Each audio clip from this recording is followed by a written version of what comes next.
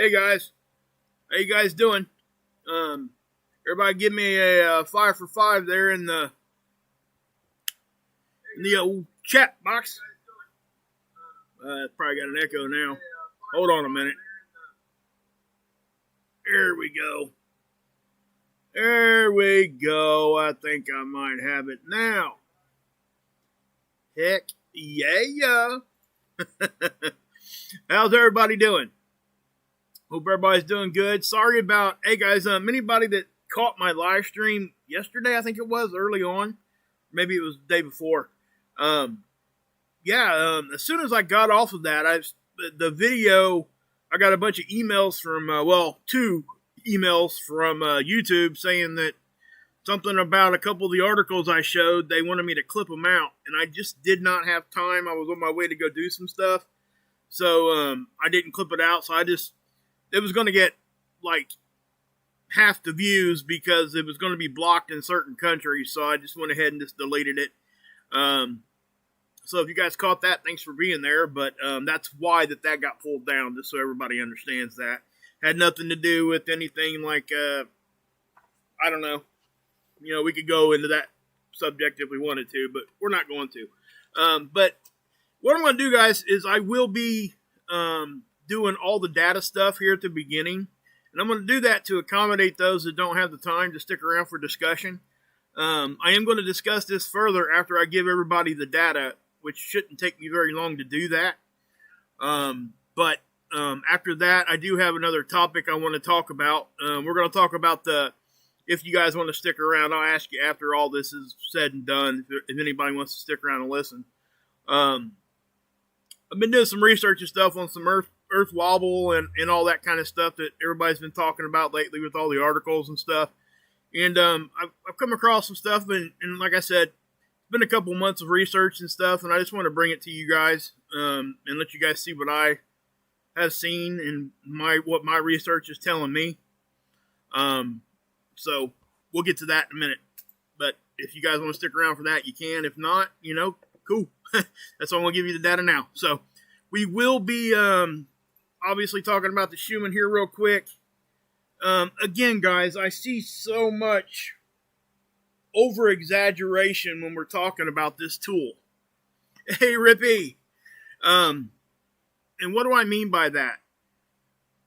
I seen a thumbnail, and again, guys, I'm not pointing out anybody in particular, but they were calling this off the charts spike. Okay? And there's been a couple of them like this, about this size. We've been seeing these for ever, it seems like. Okay? It wasn't long duration. Yeah, it did breach like over 40 hertz or whatever the top of the chart was. I think it got to like 52 or something, and I'm not going to go into detail on that, but that was just so, I mean, just, yeah. Hey, Chewy. Anyway, it's just such a big exaggeration to try to draw people in, and I think that's what that's for. I did not watch the video because when I see stuff like that, when I watch things like that, I just don't even, it just makes me mad.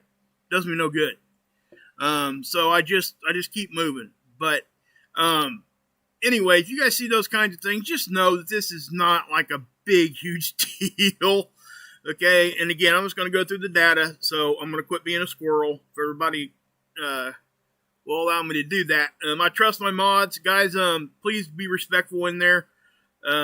The moderators are doing the best that they can with what they've got, and they do a great job. I trust them. They do not typically step out of any of that, and if they do, they typically will apologize before I even have to talk about it. So, because they see it, they get kind of mad, and usually it comes from protecting me, and that's okay. And that's what I tell people. Can slam me in here all they want, but as long as they're not, attacking somebody else, and you can attack an idea. All right, just don't get personal. Don't call somebody names, any of those kinds of things. So, again, just be an adult. Don't be no keyboard warrior. Just be an adult. So anyway, the Schumann really isn't doing a whole lot. Now, I was showing you guys in that live stream I had to pull down. We were seeing kind of like these little spikes like this, little duration, small duration spiking. And it was kind of happening, hey Sage Pup, it was kind of happening in a almost like a sequential way. And it could have been, coming from the sun. It could have been coming from whatever. But I have to point out, these are local tools, okay? This cannot tell you what the global condition is. It just simply can't. If you wanted to get like an overall average, which really isn't the right thing to do, because your environment right where you're at can change, and the Schumann changes when that happens. So we have to understand that, and that's why I want to point that out. Now, what good is this tool then? Well, when we do get big global spiking, it will show up on here. Okay, we just can't specifically say that was whatever. Right? Now we can go back to the sun and I can show you, point out timestamps. And usually if we do that, it is a global thing. But, just look at this with, filtered eyes and see it for what it is. Okay? It's important and, again. So yeah. So, Noaa Prediction Center. No Weather Prediction Center here. Obviously, this is X-ray flux here. We've had some small flaring. Now, the biggest issue here, guys, is the fact that we've got these sunspots starting to turn in. They are now facing Earth, okay? Geomagnetically, right now, we've actually upticked, okay, like overall average. But we had a solar storm rip off the sun today, and it's going to be here by the 23rd. Okay, now that's a significant statement. And why am I saying that's significant? Noaa's predicting a G1 storm, which is not that big of a deal all in itself. But what is a big deal is it's only taking that about 2 days to get here. Okay, what do we typically talk about when we're talking about CMEs and solar storms that erupt off the sun? 3 to 5, right? It's usually what we're saying. So this is quick. So understand that. That's probably why. And this thing is not hitting us right on the chin. This is a side blow. It is. Now it's not like a glancing side blow, but this is like getting hit on the side, not dead center, right? Now remember, they can be wrong on this, okay? But this is what the forecasting is.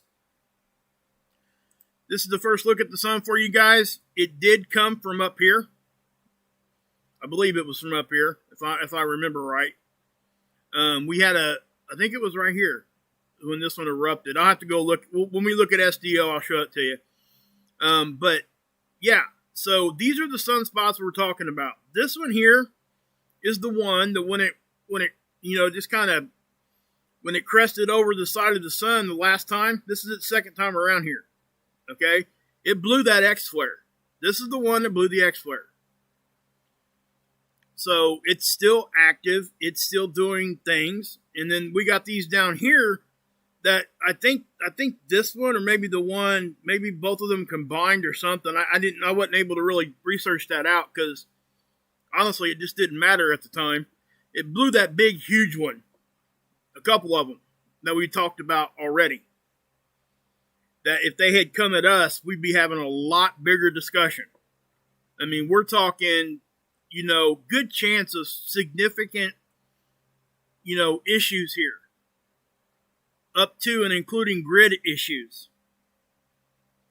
So, and there's nobody, and I mean nobody across the board on any of this subject right now that is saying anything different than what I just said.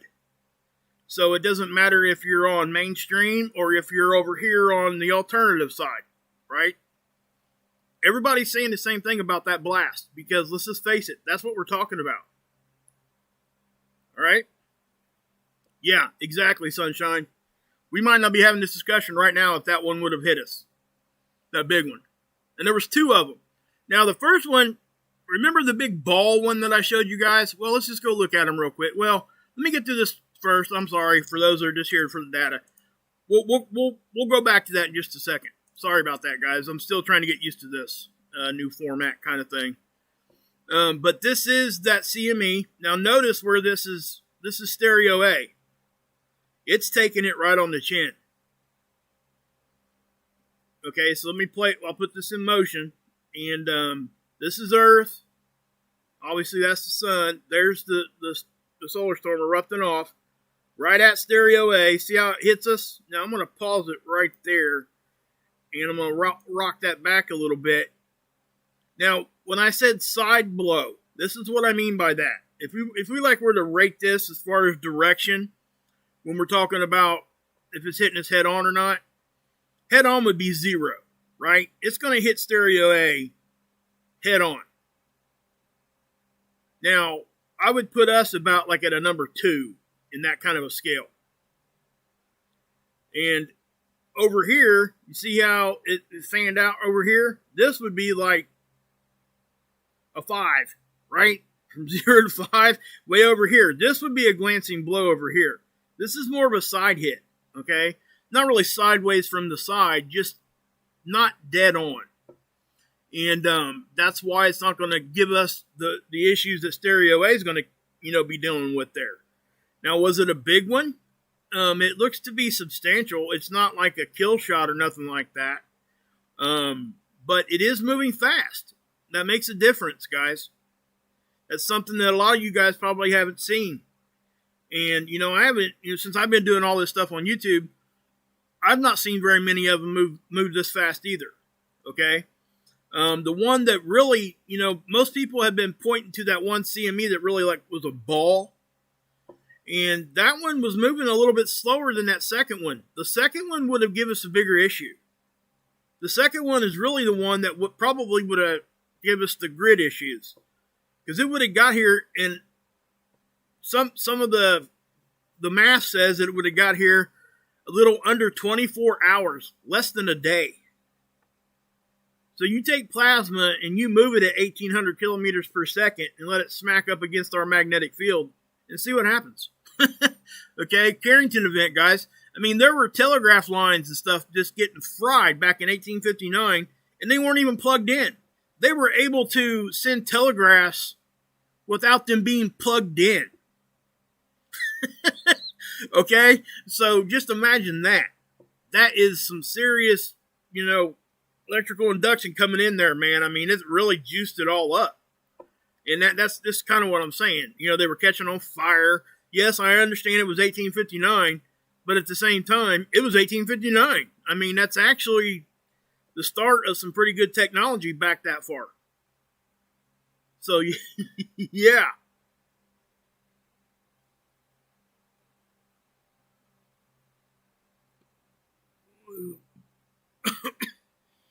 Put on boxing gloves and hunt back. PCM, there you go.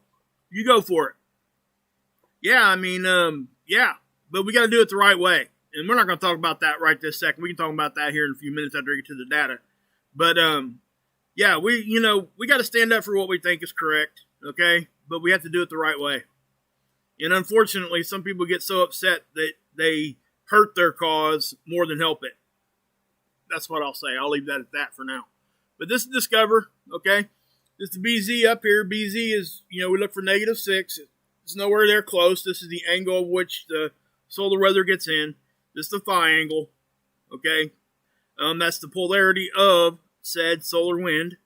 And, yeah, not much going on there. It's not even really flipping a whole lot there. The orange is the density, okay? So we look for 4 and above. 4 is kind of what we consider normal. What would you say there, North Star? So in a nutshell, are the solar storms the direct cause of the record heat? No. I would not say that that's what's going on. Solar storms are not going to have a direct impact on the overall heat. It takes time for that to happen. You can get induction heating from just a continuous blast from the sun.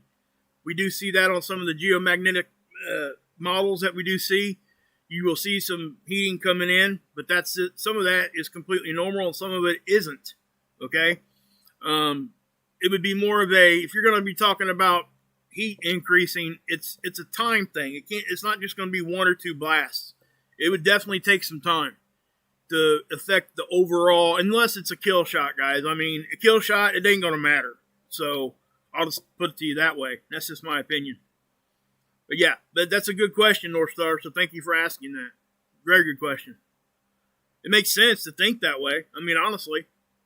You know, we're sitting here talking about plasma moving this fast, causing heat here and heat there. It most certainly does. You know, guys, when electricity is moving, you know, we have something called resistance. We got resistors. We've all heard about that, like in radios and stuff. That creates heat. That's one of the biggest killers of our electronic components is heat. So that's what we're talking about here. We're talking about the transfer of all that. And hey, Russell, what's up, bud? But yeah, so you got solar wind speed. Now notice, guys, here seems to be a little bit of fluctuation starting to happen. You see how what I call popcorn? Remember, a data point on here is just a point. That's it. It's a dot. So when you see like these lines forming, that means that the conditions from 1 minute to the next are very, very close together. That's why they seem to form a straight line. When they start doing what this popcorn stuff, it's what I call popcorn, that means that the conditions are variable. They're jumping around. So yeah, Earth-directed CME or X-ray, BK, what's up? Yeah, I mean, it wasn't really Earth-directed. It was kind of, it went at stereo A, and we're going to take some of the blow. It's just going to be hitting us, but it's not a direct blow. If I missed something in there, I apologize. If you guys were talking about something else, sorry. Okay, so here is the Magnetosphere tools. This is the newer models. We'll look at the ones on this one too. But this one here, the sun's off to the left. And as you can see, this is the speed. This is showing speed and nothing else. Okay? Notice at the top on the graph, you got negative 600 and positive 600. That's showing you polarity, which shows you directional movement. So just know that. Hey, Ricky, been praying for you and your family. Good to see you. So anyway, when you see the blues, that means it's moving one direction. When you see the reds, it means it's moving that total opposite, pretty much. Hey, Rob, what's up? So you got, like I said, guys, when you get these big deep reds, that's 600, and the deep blues is 600 too, but just the opposite direction. And it's kind of like when you look at like a weather map, guys, and you see when they're predicting tornadoes, you see the green and the red. They're going one direction towards the radar site, and the other color is going away. And when they're real close to each other, that's when they'll issue the tornado warnings because it indicates spin. And that's exactly what happens here too, magnetically. When you see the reds and blues real close to each other, it's spinning right there, essentially. Now, we got to understand it's not blowing like wind blows, okay? These are charged particles on a magnetic connection line. The reason why they're spinning like that is because that line has taken that shape. Okay? So, just so you know that. We'll be praying for you, Vanima. Moonbeam. So, yeah, surgery, that sucks. Yeah, that's horrible. Man, I tell you guys, I've been through a lot of surgeries in my life, and there's nothing worse. The first day, usually you're okay. Second day, it seems to like kind of level out, and the third day, it really hits you. The third day after surgery is like the worst. But anyway. Oh, I don't mean to. I probably shouldn't have said that to you, man. You just now came home, didn't you? Sorry. Didn't mean to, yeah, sorry. So, yeah, I mean, you're looking at this. This is density, guys. And, hey, Anna, what's up? Good to see you. Again, this is density. That's all this is showing you. 0. The whites are low density. The blues Or dark, yeah. Yeah, if you've had any kind of surgery before, Vanema, you know already, don't you? So anyway, yeah, so you get that, right? You get this, and boom, it's going through there.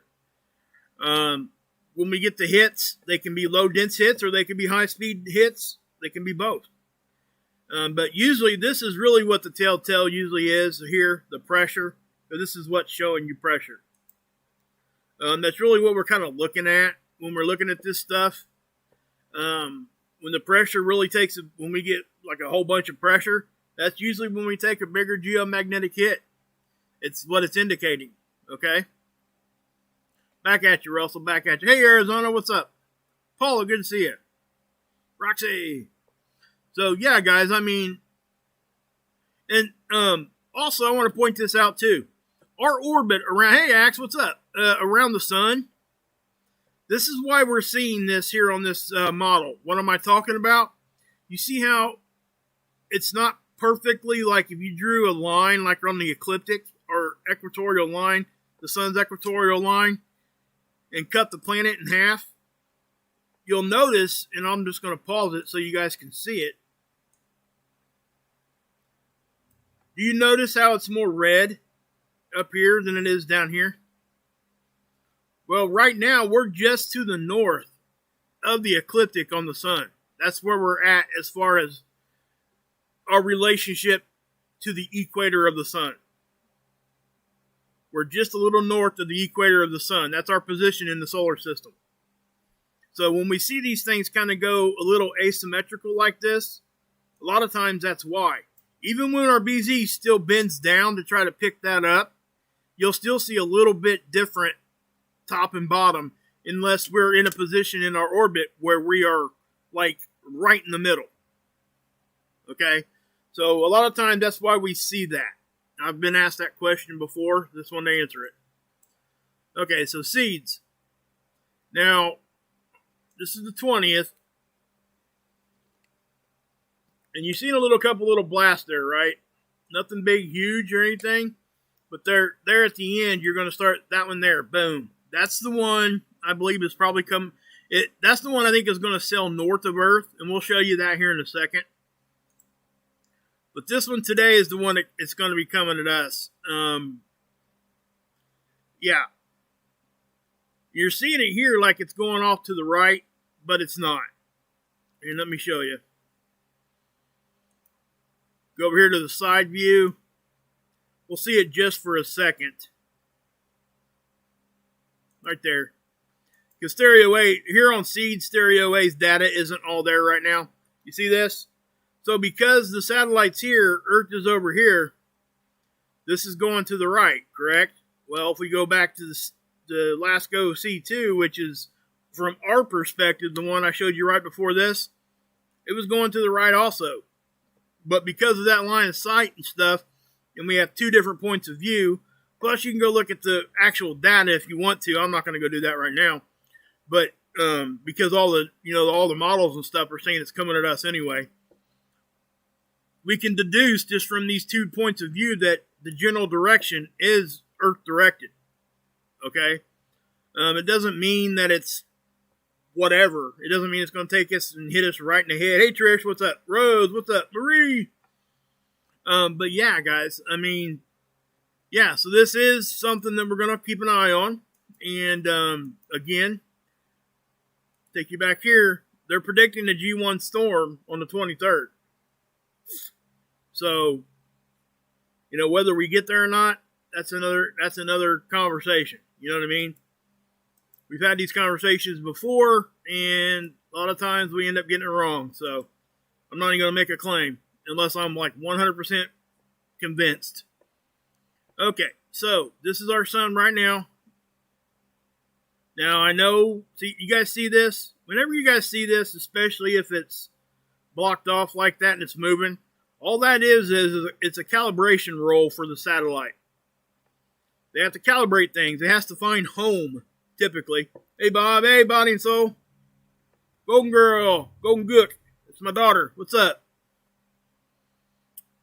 So, yeah. So, if you get in here and you're looking at this, and you see that happen, all that is that's the satellite trying to find home.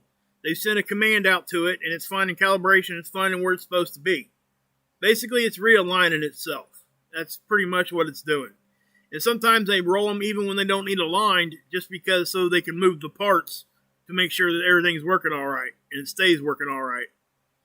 But as you can see, guys, these are the sunspots that are turning in here, guys. And these are not little ones. These are not, this isn't the kid sitting on the sideline, right? This is the football star after throwing the football. These things are no joke. We've seen them, they've already produced big ones on the backside and the side. They've already shot one at us already, which I just talked about a minute ago. Whether or not they do anything when they get out here in front of us, because there is a phenomenon that we seem to see, and a G-class, Rip? Oh, there's not really a G-class. Let me explain. It's a good question. When you're talking about a G-level storm, we got G1, 2, 3, 4, and 5. Those are geomagnetic storm levels. They're the same as saying KP 5, 6, 7, 8, and 9. Okay? It just, yeah. So that's what that is. It's just another way to say it. It's kind of like a thunderstorm warning level that gets risen, from a watch to a warning to an emergency, that type of thing. If you want to talk about flare classes, then we're talking about A, B, C, M, and X. And, once it hits X, they just start adding numbers to the end of that. An X10 would be at the top of this chart, I believe. And then anything above that would be above what the chart will show. We get anything bigger than X10, we're going to be having conversation, big time conversation, if, as long as we can. Now, I think they said the Carrington event, I think it came in at like an X49 or something like that. The Canadian event that happened back last century, at the end of last century there, it was it a X18 or something like that? But nothing, like I said, a 10's where it stops. That's a good question, man. So, let's go back here. Guys, here on SDO, you see the purple view of the 211? This is showing you imaging that's 10 minutes apart. Okay? Over here on SDO anyway. See how it jumps 10 minutes? This here is jumping like 4 minutes. 3 to 4 minutes, depending what's going on. So you're going to get a little bit more time when you run this back on a time lapse, just so anybody understands it. But watch what happens here. Right there. I'm going to zoom in so you guys can see this a little bit better.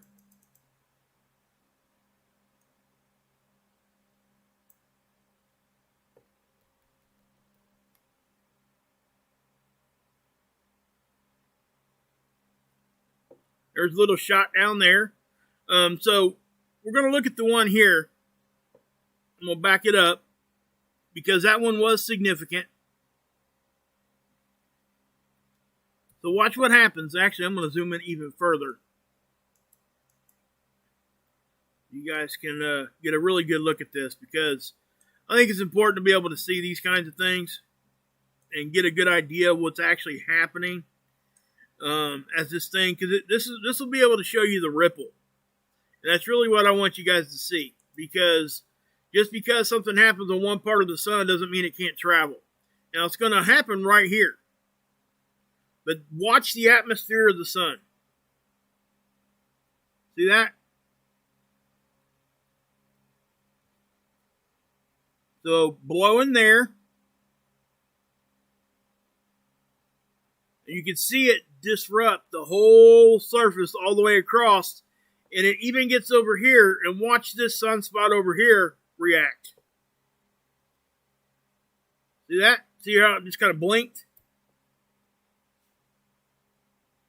So, the disruption traveled that far, and it was enough disruption that it instigated these other little active places on the sun.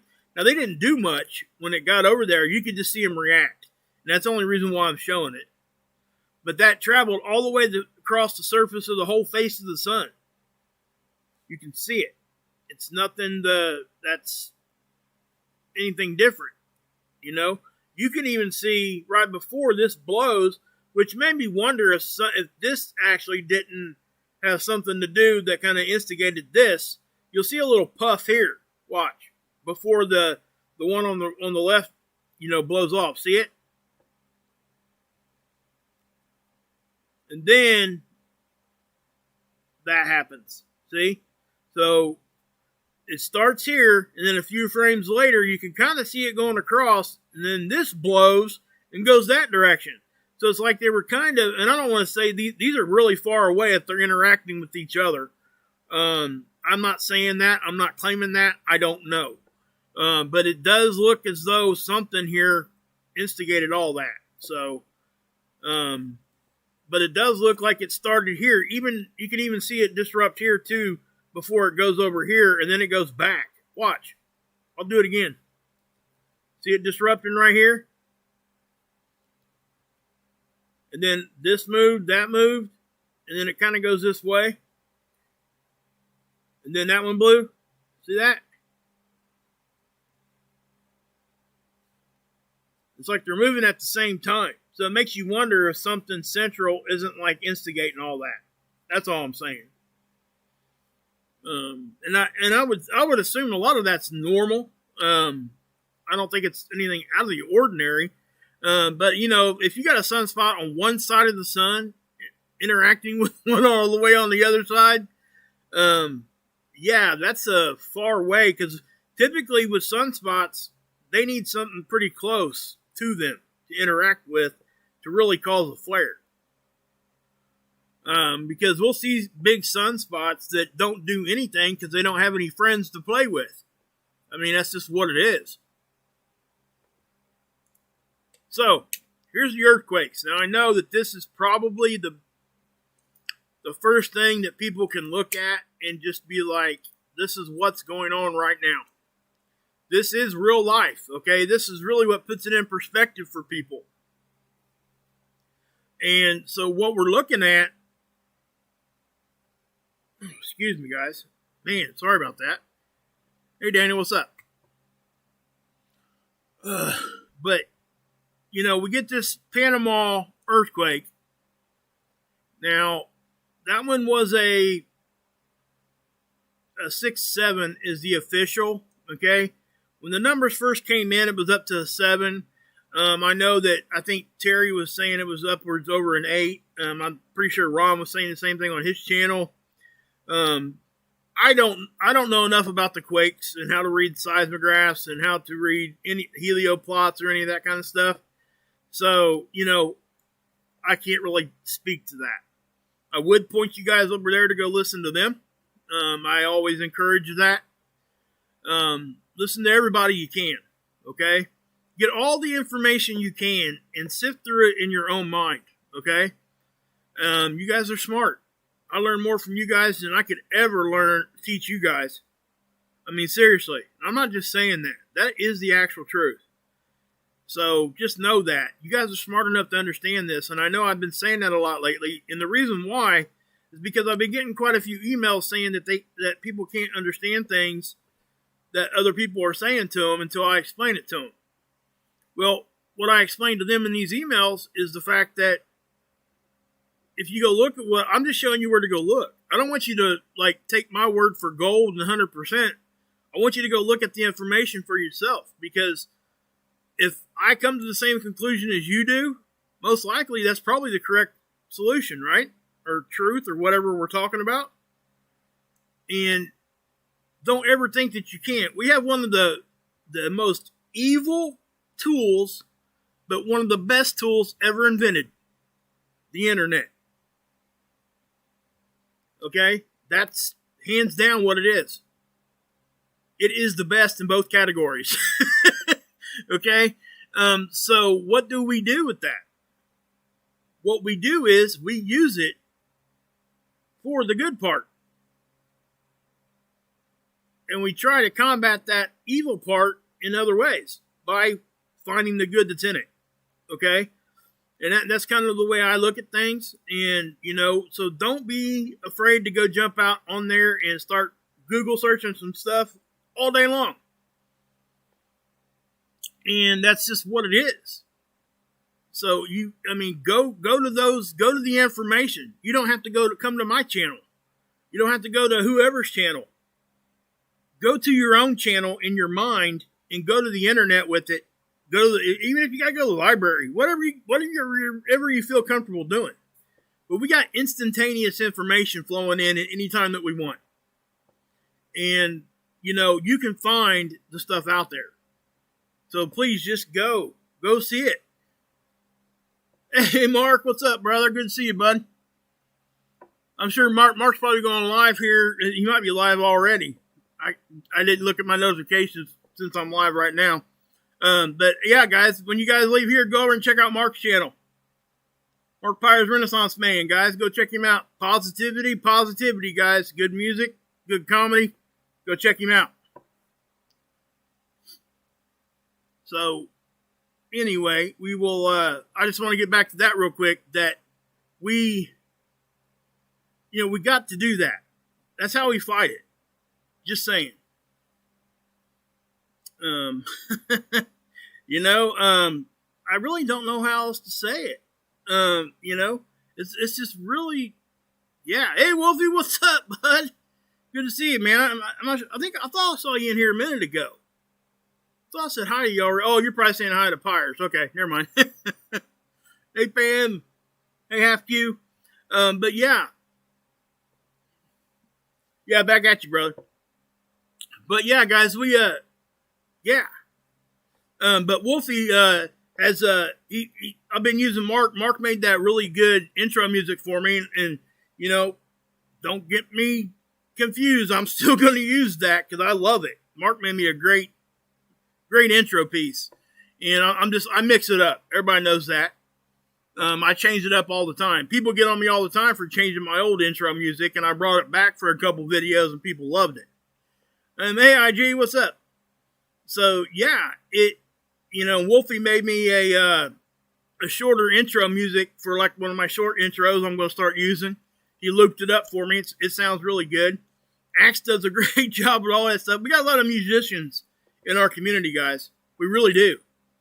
And I've not heard any bad from any of it. So just know that. Anybody I'm saying about music here, please go check them out. And the moderators, they know they can drop the link in there if they want to at any time to anybody's channel. Run in there, man.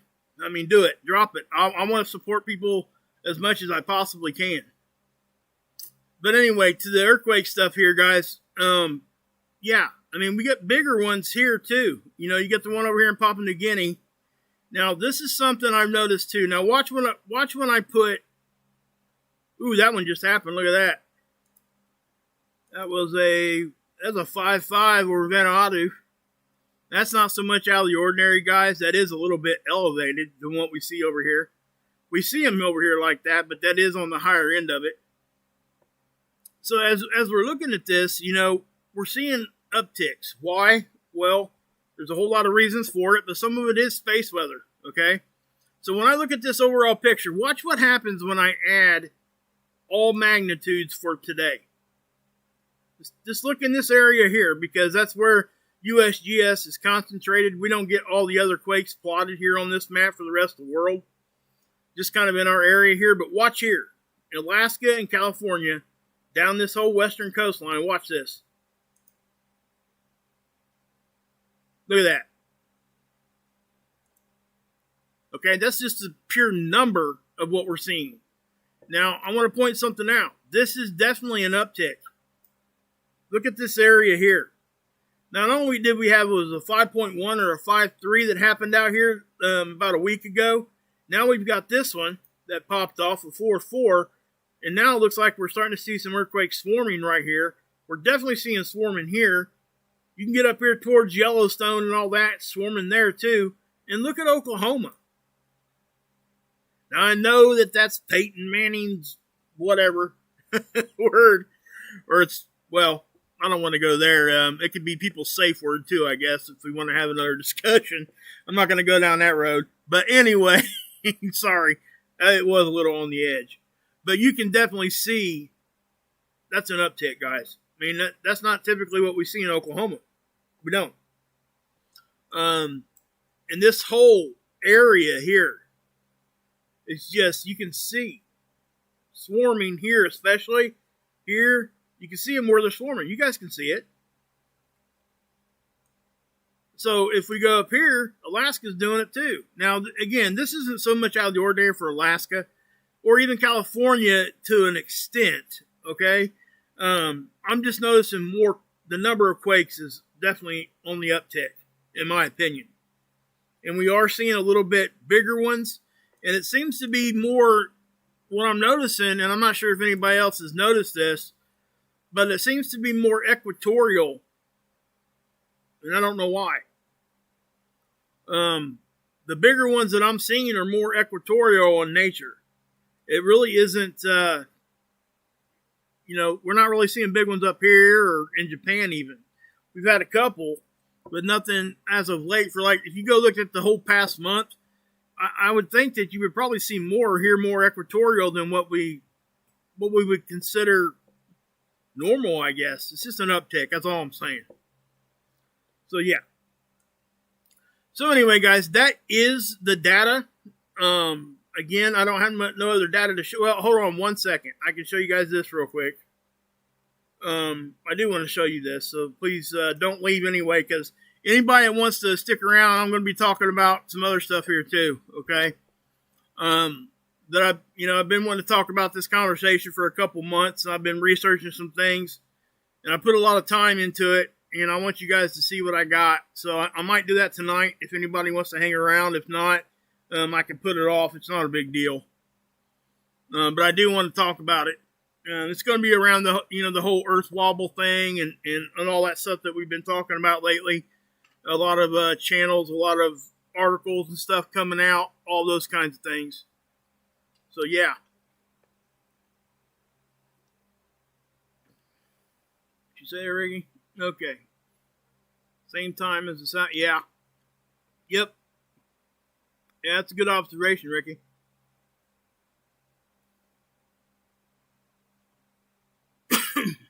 So, yeah.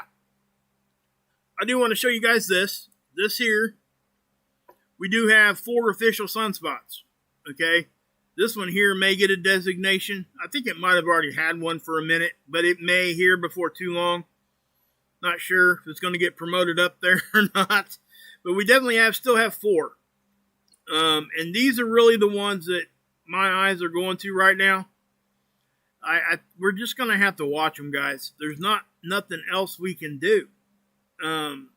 Like I said, there is no fear here whatsoever. And I try my best not to spread that fear. And, unfortunately, I get accused of fear-mongering quite often. And what I figured out, guys, it's just about the topic itself that I'm talking about. It's not going to matter what I say or do. Somebody's always going to think that I'm fear-mongering, even though what I'm trying to do is the exact opposite. I'm trying to calm people by giving them awareness of what's actually happening and real observations here. I get things wrong sometimes. Okay, but when I do, I come out and I tell you guys, hey, I needed to correct myself on this. Such and such corrected me on this. This is what it actually is. I've always been questioned, why do you leave those mistakes out there on the internet? Well, the main reason is that I want you guys to see that it's okay to make a mistake as long as you learn from it. And you can see my growth as far as the way that I understand things throughout my whole process. And there's been a lot of people helping me get to where I'm at now. Way too many to sit here and just try to name. Way too many. It takes everybody. Believe me. Heck, 3/4 of you guys are in here right now. Okay? Hey, Renee, what's up? Amy, what's up? Yeah, Google is evil. Who is the mom of which you... Oh, okay. You must be talking about something else. So, guys, and that's just what it is. I want you guys to be able to see my mistakes. I do. Because let me tell you this. When I make a mistake, and it's pointed out, and I go look and I figured out, hey, I made a mistake. You know what? I never make that mistake again. At least not usually. Because I'll remember it because there was some accountability there. And there was some, well, let's just face it, a little bit of embarrassment. When we make a mistake out here on a public platform, there is embarrassment involved. How you handle that embarrassment is up to you. Some people lash out and get mad and ticked off because they got corrected. Some people don't say nothing whatsoever and ignore it. That's called intellectual dishonesty, just so you know. When you know you're wrong and you refuse to go look at what somebody's trying to correct you on so you can plead that you didn't know, that's intellectual dishonesty, guys. Don't let nobody do that to you. You see it a lot. Those are some words that we don't talk about here much, intellectual dishonesty and terms like that, because those are drama terms. If you guys want somebody to spill the tea, that's what people talk about, right? Spilling the tea, drama channels. You're in the wrong place, because that's not what you're going to get here. I try my best, and this is why I've been sitting on this research that I wanted to make sure I was right. Because, what I'm going to talk about is it could upset some people and it could not. I don't know. But this is just my research, uninfluenced by anybody. I purposely did not want to talk about this much to anybody, hardly at all, even in the background, because I wanted to give my mind a clean slate to go look at this stuff. Okay? And so that's why. And what I've come across and what I've been looking at, I definitely think that, there's some discussion to have. And again, what we're talking about, most of this came back from the Earth wobble and the Moon wobble and stuff like that. So, but as you're looking here, guys, we'll talk about that in a minute. But the Noctilucent clouds, yes, this season has been pretty much normal, except for the fact that season is now 8 weeks old. They show that the first clouds appeared in late May. They talk about how they were a little bit, they come down a little bit too far than what they typically would. Now, one thing I want to say about these Noctilucent clouds, guys, we have to keep in mind that these have not been recorded for very long. The record keeping on this has not been for all that long. So it's hard to go back and get historic comparisons that far back. So to say something's normal versus what's not normal, it's hard to really pinpoint that down because of lack of data collection, historic data. That's why. It takes time to collect this stuff. And, the more and more data we collect on this, the better, view we will have as far as what's normal and what's not. Yeah, it does look pretty cool, doesn't it? These are Noctilucent clouds, guys. Here's what they actually look like. Here, let me click on that picture. This is spaceweather.com, by the way, guys. Go give them some love, please. They do a great job. This was taken by Mark Nikodem in Poland. So we can take a gander at this slideshow here. Check that out. Ain't that cool? So what is that? Well, it's water vapor freezing around meteor dust. That's what that is. Honestly. That's what that is. Why does it freeze around meteor dust? Well, meteor dust tends to collect around our poles because of said magnetism, okay? That's what happens. And it stays up in the higher parts of our atmosphere, the ionosphere. And just above your head, guys, looking straight up, it ain't very far before it gets really, really cold. Okay? That's how much of a Goldilocks area that we live in. And that's really a big point in even the research I'm wanting to talk to you guys about, is how sensitive the Goldilocks area actually is. It doesn't take much movement to get much of a reaction from everything around us. But as far as this goes, when during the summertime, you get more water vapor off of glacier melt, off of the ocean, okay? And that sends more water vapor on up to the colder parts, and it freezes around meteor dust. That's what causes these things. It's a very, very cool phenomenon. You know, I don't know what else to really say to all that, other than, you know, when we see them too far closer to the equator, depending on if you're talking about the southern hemisphere or the northern hemisphere. Oh, there was something else too. I got like 3 emails today asking me about weather systems and the direction that they spin. I've covered this like 4 times. I'll run through it again if you guys want me to. But there's reasons that happens. It's not something that's not supposed to.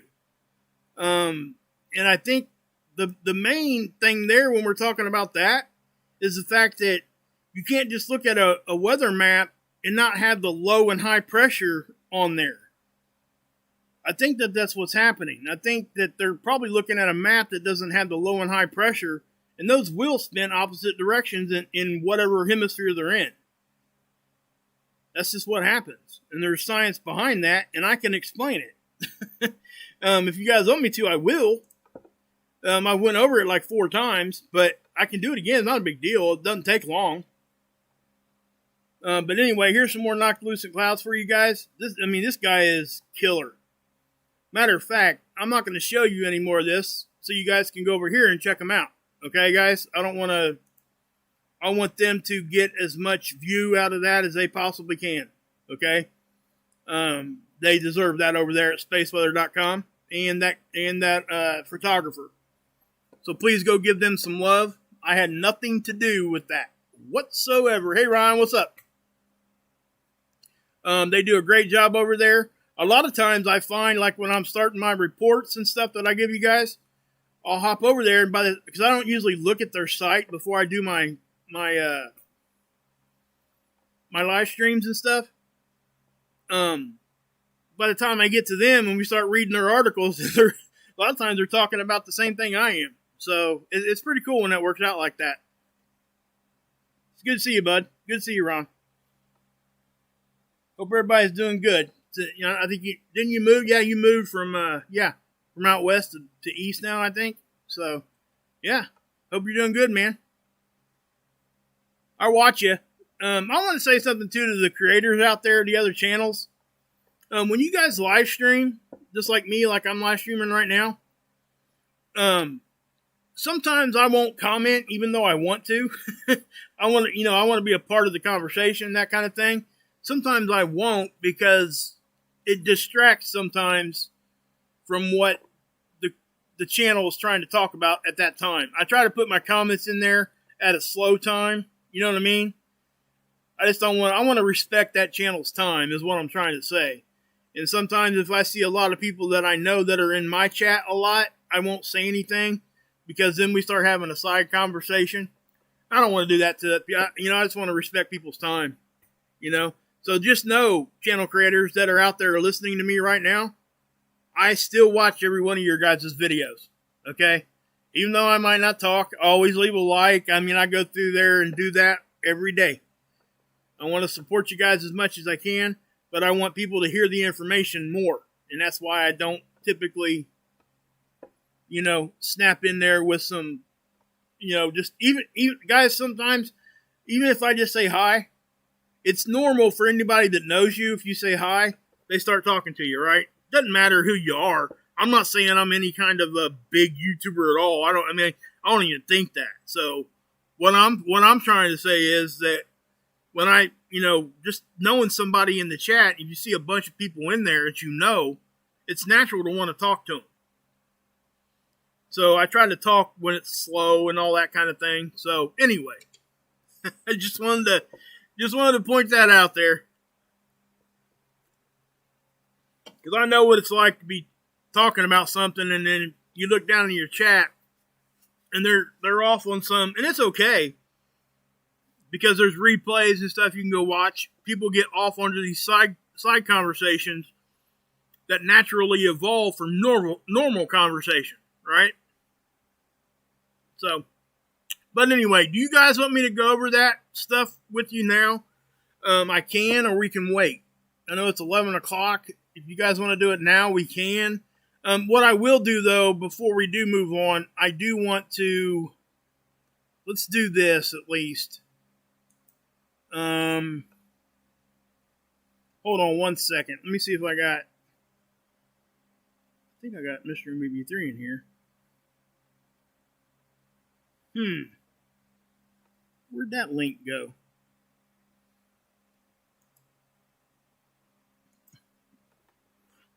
Well, we'll just do it this way. Okay. Let's do this. Mr. MBB3. Oops. We'll just Google search him. We'll go find him. Go find his webpage. I think this is his webpage. Yep. Guys, go give Mr. MBB3 some love, guys. He does a good job over there. You guys know I've always watched Michael. But you guys didn't know, his name's Michael. Where is... I know he's got... I think he goes to windy.com, I think is where he goes. Is it windy.com where he goes? Solar winds, Sahara, exterior flares. I could have swore he had windy.com on here for the longest time. Well, let's just go to windy.com. How about that?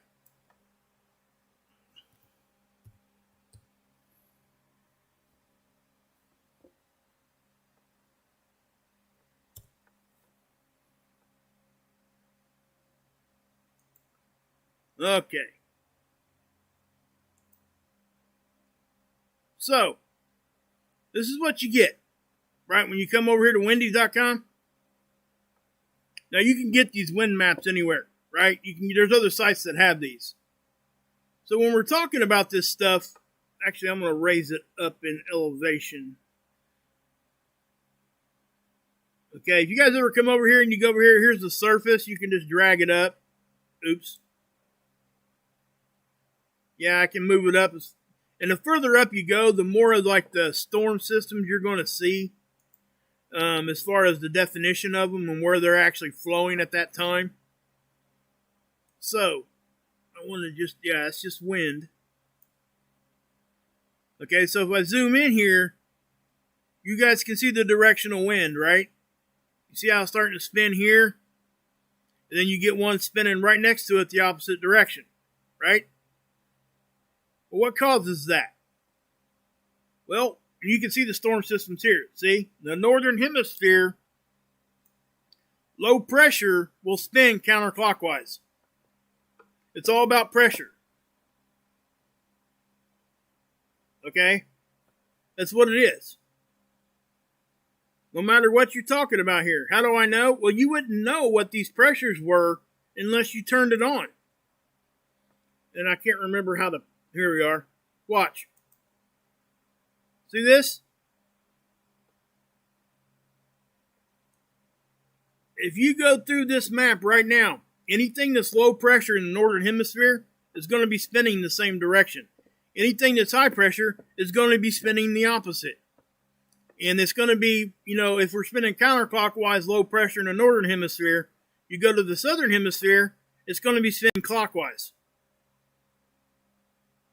See how the high pressure here in the southern hemisphere is moving counterclockwise? It's the opposite. And I've explained why, so I guess I can show you why now. And the main reason is that you get the sinking and rising of the air, hence low and high pressure. So as you're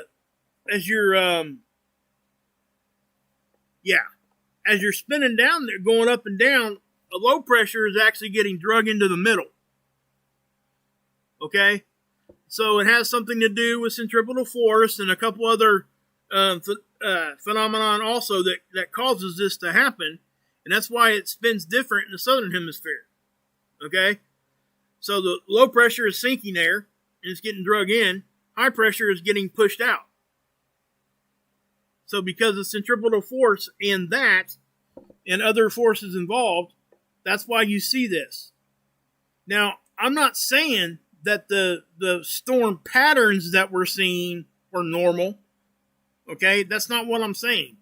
I mean, I think even mainstream will tell you that you know, some of the jet streams and things like that are all jacked up.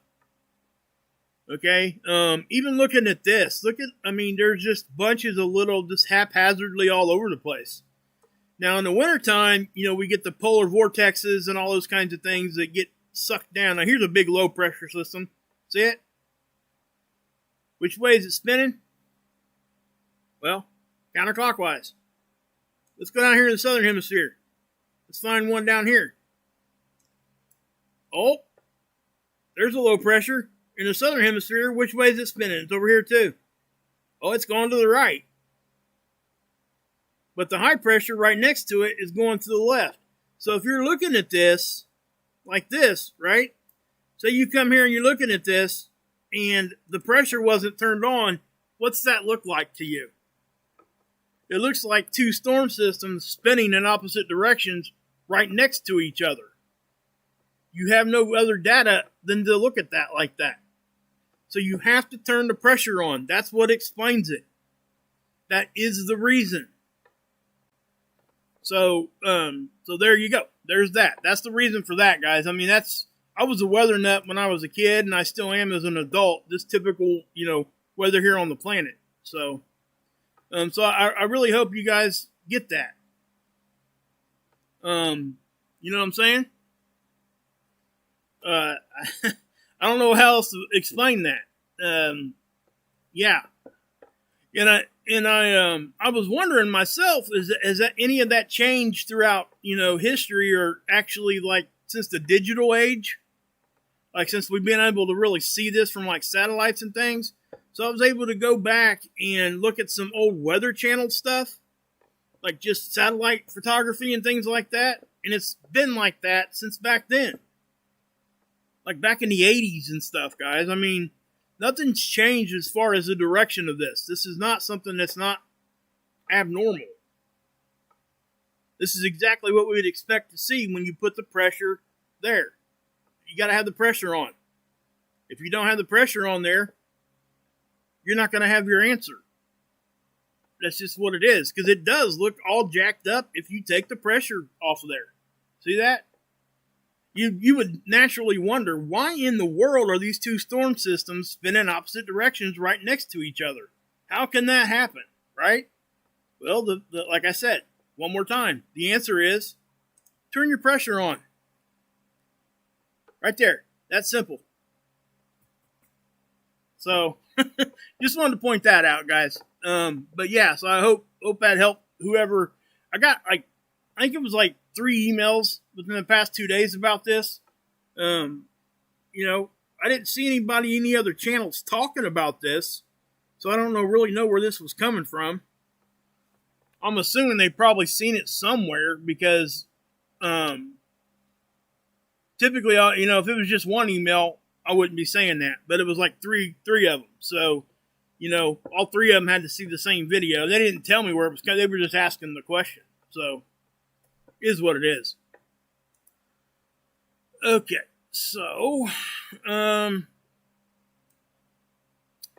okay, do you guys want me to go into what I was going to talk about? I can, if you want me to. If not, we can wait. What do you guys want to do? Somebody tell me in the chat. I want to see it. Tell me in the chat what you want me to do. If you guys want to bug out and go over to Mark's, we can do that. You want to do it now? Okay. It's going to take me a minute. Just so you guys know, this is going to be probably at least a 15 to 20 minute thing. Just want you guys to know. So I don't want to, like, disrespect your time. Oh, something else before we move on to that, too. I wanted to point this out, too. We had the sunspot thing we were just talking about. Let's go here. Let's find it. Where the heck did it go? Here, let's go here. This sunspot here, that actually had a designation. That sunspot there is very, very rare. Okay, only about 5% of the sunspots are that far away from the equator. 95% of sunspots are within 30 degrees of the equatorial region of the sun. Okay? So when they get above, out about that, you know, yeah. I think it's 90, is it 95%? Or, yeah, I think so. This sunspot was at 43 latitude. So that tells you, and the ones that happen out here, like really get far away from the equator, they typically happen around the early parts of the sun cycle. Okay? I mentioned this in my last live stream, but I had to pull it down. I just wanted to point that out to people again real quick, because it really is important to understand that is a rare thing to see. It's not like it hasn't been seen before. I'm just saying this is definitely a rare thing. Is it a big thing? No, it's not that big of a deal, other than we are very early on in sun cycle 25. So why would this happen this far north? Well, guys, I'll give you this is going to be a quick, really generic explanation of what's going on here. When the sun cycle starts over, the poles flip, right? That's what starts the new sun cycle on the sun.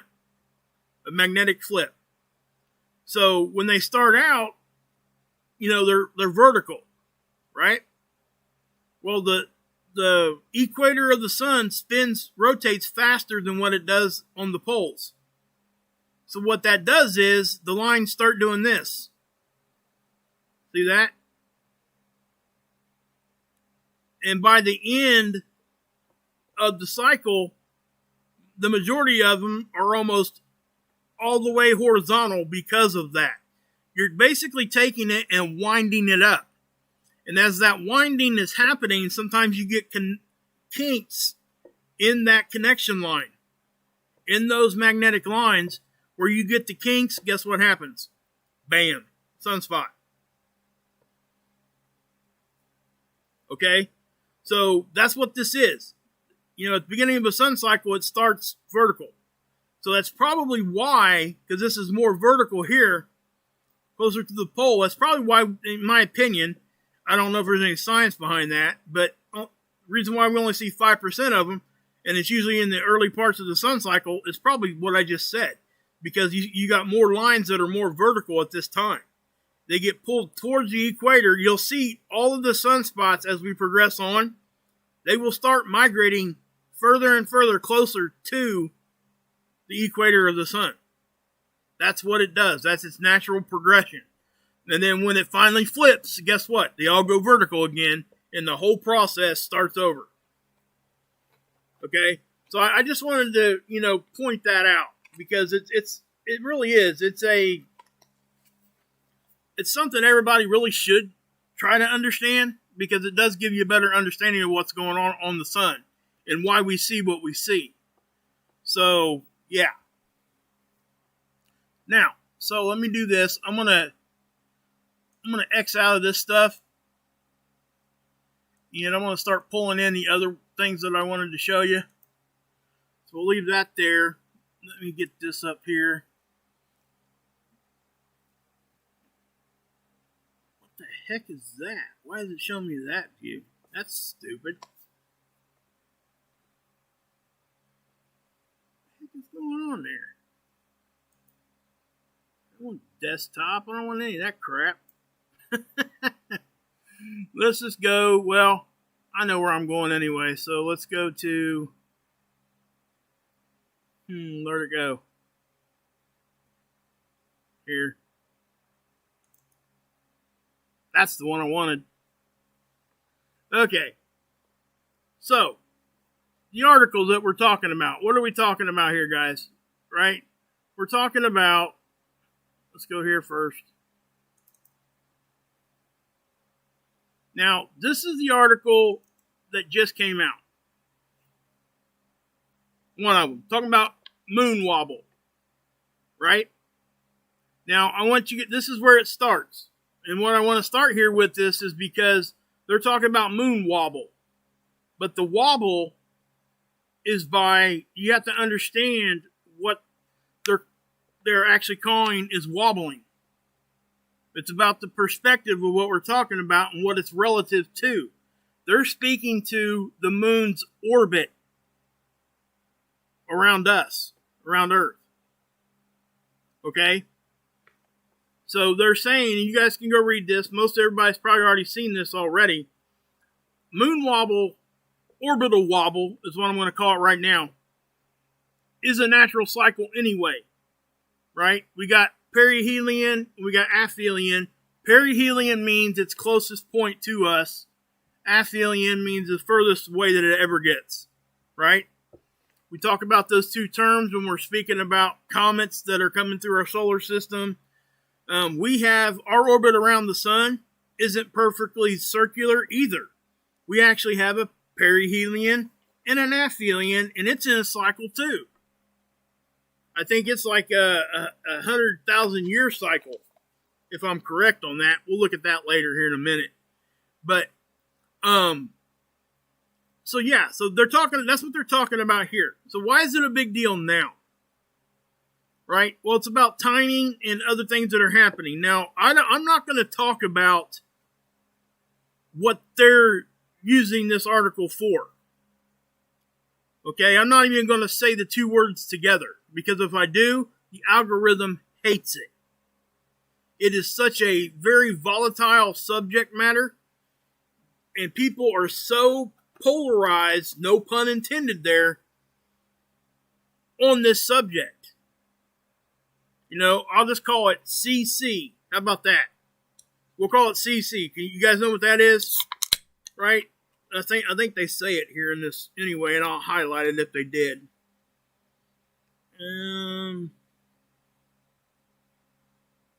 If anybody knows what I'm talking about in there, please just type it in the chat, and that way everybody else can see it. Here, I'll do it.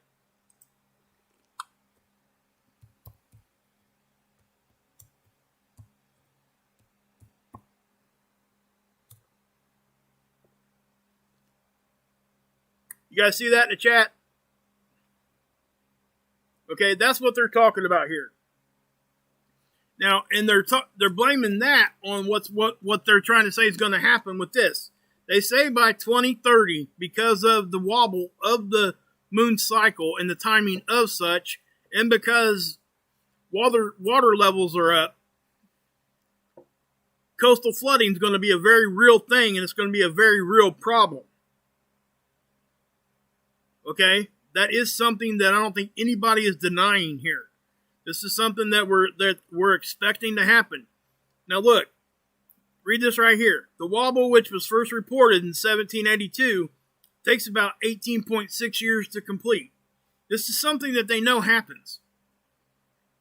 Okay? We have to understand that the moon is our controls our tides. Most of us do understand that, right? But it has an effect on everything. Everything has an effect on each other. Like Jupiter and Saturn actually help keep us in our orbit. Did you guys know that? Not sure if you guys knew that or not, but that's actually how it works. The pull of such planets, that's why we're not in a perfect circle. It's one of the reasons we're not in a perfect circle around our sun. Okay, we're locked in. They actually call it tidal lock when we're talking about the moon. Like when the moon is locked in, it's what they call tidal locked is, and that's not what we are in our orbit around the sun, but tidal lock is the phenomenon why we only see the one side of the moon. When an object is tidal locked with another object, it rotates around its axis at the same speed it orbits that object. So in other words, that's why we only see one face of the moon. It's called tidal lock. All right? So if we're looking at this and we're talking about this moon wobble, I want everybody to understand, and I'm pointing this out because this goes back to the whole Goldilocks zone thing, where we're at in our solar system, right? Or just in space in general. how special we are and where we're at and what it took for us to really, biologically, we have to have these kinds of environments or we wouldn't be here. And I'm showing you guys this because very small things, movements, can have a great effect on all of it. And I'm talking, you guys are going to be surprised when you start hearing me talk about some of these small movements we're talking about. It matters on what side it's on. There's a whole lot of science behind here, Paula. Yes, it did. You start seeing those things happening, but what they're saying is the ocean levels weren't as high.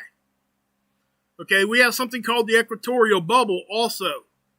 That's caused from the gravitational pull from the moon and the sun at the same time, playing in unison here, and it pulls the water towards the equator of our planet. And I'm not going to get too much more into that, but as you're looking at this, okay, 600 high tide floods in 2019. Now they're saying these are going to happen. They're not saying they're going to be huge, like as far as high. They're saying they're going to be so much more of them. 10 to 15 times a month. A business can't keep operating with its parking lot underwater. Okay? I think they're talking about this right here. They're not talking about like the whole thing flooding like up to the top of the building. All right? That's not what they're saying. They're basically saying that the high tide is going to come in, and low tide too, because they both come in further than normal conditions. So as we're looking at this, yeah, they're talking about tides coming in really far because of this wobble in the position of the moon. Right? So that's what they're talking about here. They're talking about orbital wobble.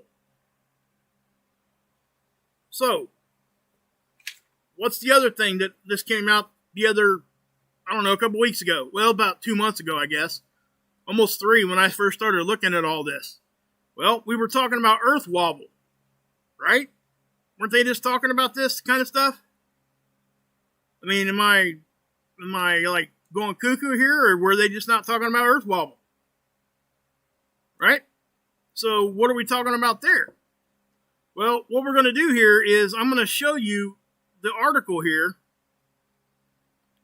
Where's it at? I think it's here. Okay? So they're talking about wobble, right? Earth wobble. But this is not Earth's orbital wobble. And I want you guys to, I'm going to show you this article here because it does show the actual distances that were moved, right?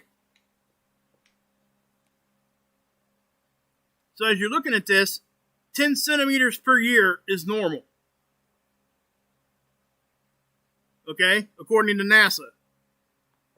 Now, I don't have any other way to get data collection. I know there's going to be people out there that don't want to take that for what it is, but we don't have much of a choice, guys, when we're talking about stuff like this.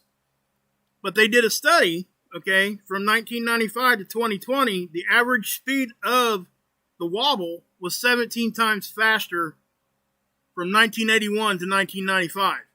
Then it goes on to say here, the poles moved, and we're not talking about, we'll talk about that pole thing here in a minute, okay? But the wobble, basically, that the point of that wobble moved about 4 meters in distance in 4 decades. Roughly about a meter a decade.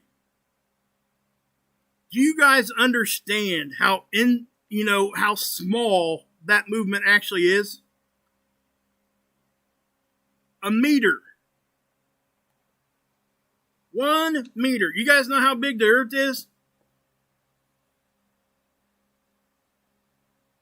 It is 12,742 meters in diameter. So the fact that this thing has been sped up just by 1 meter a year, or a decade.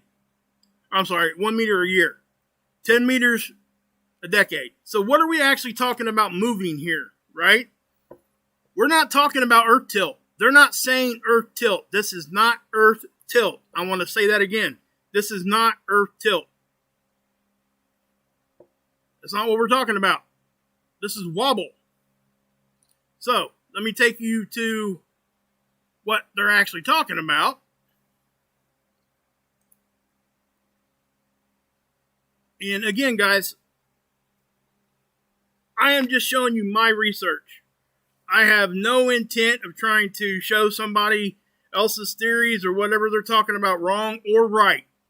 I'm just showing you what I'm seeing. If I get the science wrong, I want to know. Okay? I do.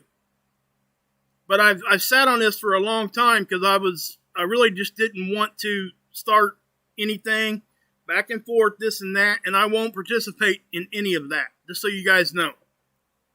All right? So, when we're talking about Earth's wobble, we have to understand that there is something called the Milankovitch orbital cycle, and it's obviously this guy here. It was his theory. And remember that, even gravity is still technically a theory. We know that, there's some sort of force holding our butt to the ground. I'm not going to go into that subject because I know there's a lot of people that,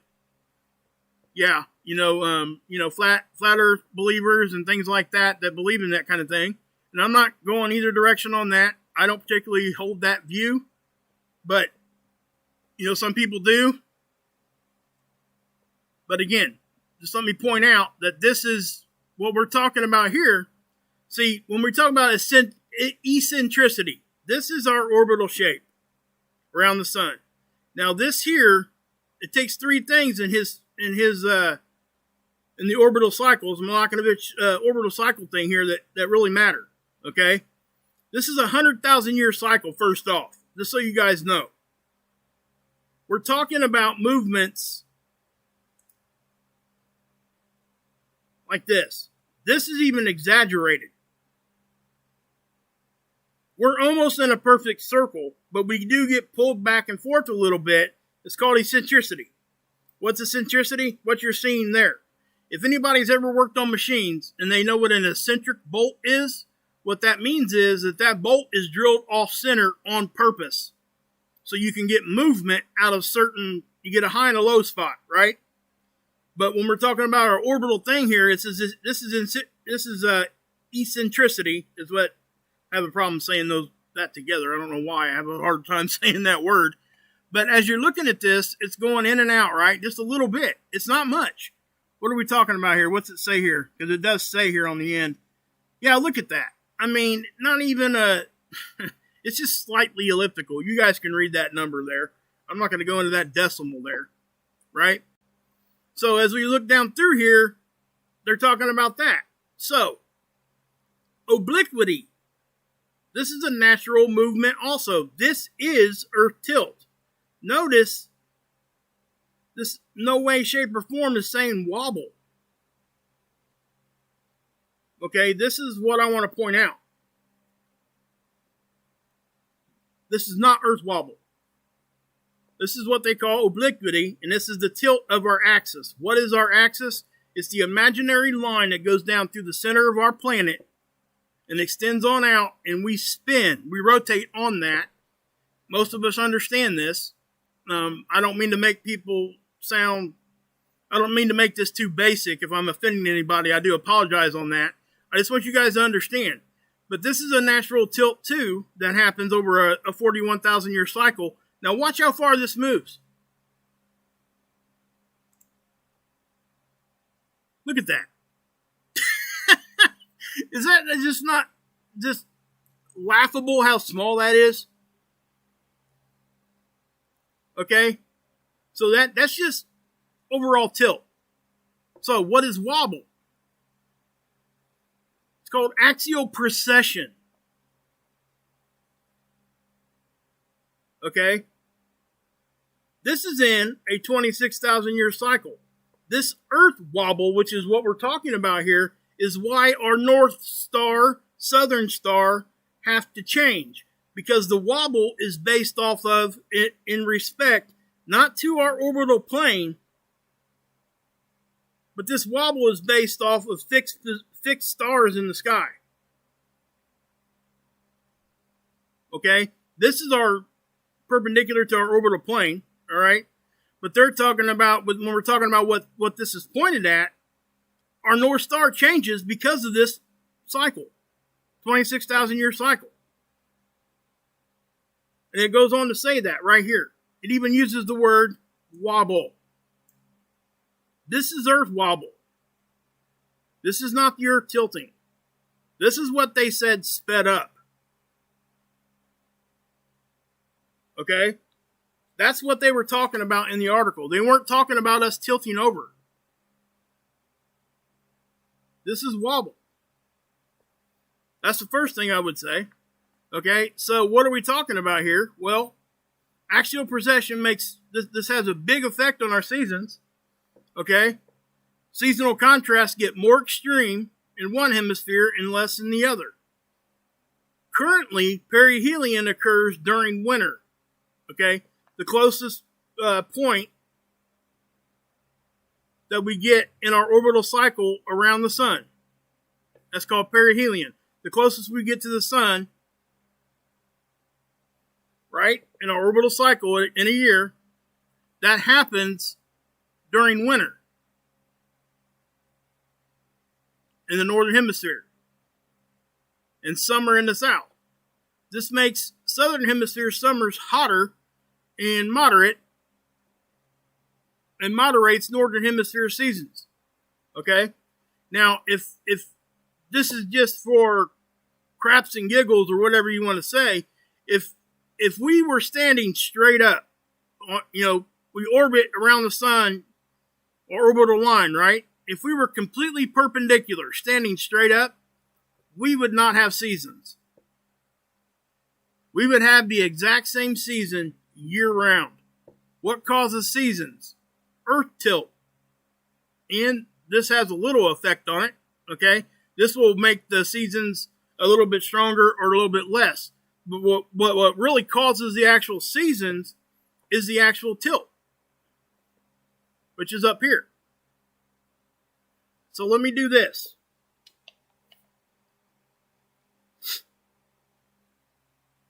Okay. Let me, because there are a lot of videos on this, okay? I actually did a couple, I made a couple basic models. We'll take a look at one of them here real quick.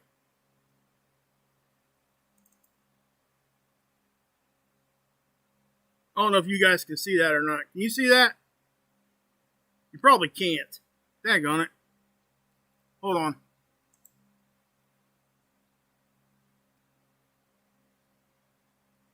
All right.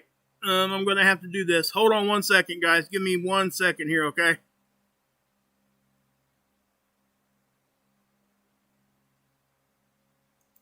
I need to switch my OBS over to a display capture. Hold on.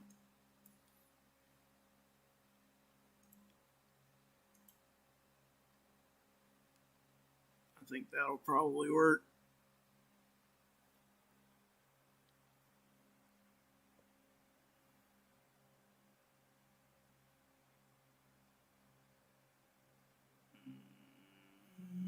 Hold on. Sorry.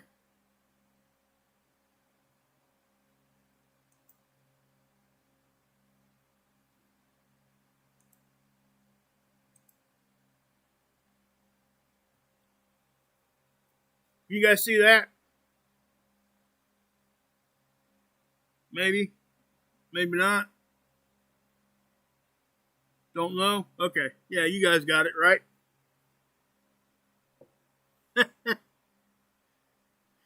You guys got that? Okay, there we go. There we go. All right. Now we're there. I got you over here. Okay. Sorry, I only have one screen. Most people have 3 or 4 screens going on when they're doing their streaming. I'm on literally, guys, I'm sitting on my couch with a TV tray and my computer and mouse on it. Yeah, that's what I'm working with. And I'm appreciative of it. Believe me. My boy Michael Sproul bought this for me back when I started my channel. I've been trying to get a hold of him. I ain't been able to get a hold of him. I don't know if he's okay or not. Michael, if you're listening to me, man, please hit me up. Been trying to get a hold of you, bud. Okay. Hey, Jerry, what's up? So, this is our natural tilt, right? The main thing here, guys, is to understand that we're tilted this way, right? And that we stay, our axial tilt does not move as we orbit the sun. Notice how it stays the same direction. This is why we have seasons. If this was straight up and down, everything would stay the same year round. But because of this tilt, not only in the wintertime, in the northern hemisphere over here, is the southern pole tilted more towards the sun, getting more direct sunlight, which is why they have summertime here. Summertime for the northern hemisphere is here. So why did I even go down all this road, right? Well, the thing of it is, guys, the eclipse happened a few months back, right? And it just kind of hit me. We get 24 hours of daylight and sunlight in certain areas of the planet at certain times of the year, right? As a matter of fact, let me show you this.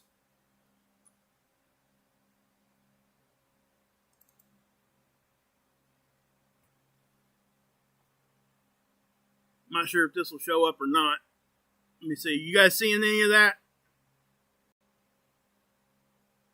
Probably. I would think. Okay. Yeah, you guys got it? Okay.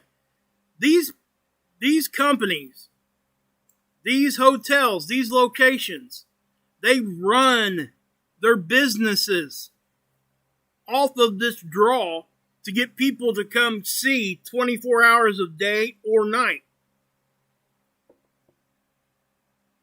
So why does this happen? Well, because you can go down through here. There's multiple ones. Alaska, Fairbanks, Petersburg, Russia, Norway, Iceland. Here's Norway for the polar night. Okay, the polar night, I think is, I think this is the one where they get, this time of year, the sun doesn't come up. They're in total darkness. The sun never comes up. This is Finland. For the midnight sun is what they call it. That may not be 24 hours here, but the amount of daylight that you receive, that you guys see, is directly related to your position latitude-wise. Okay? If you're further to the north, and if you're further close to the equator. Right? I mean, I think we all can kind of understand that, right? I hope you guys understand what I'm trying to say here. So, with that being said, let me go back to this, okay? So if you're standing here, let me zoom in a little bit. Actually, I think I can zoom in here. Yep.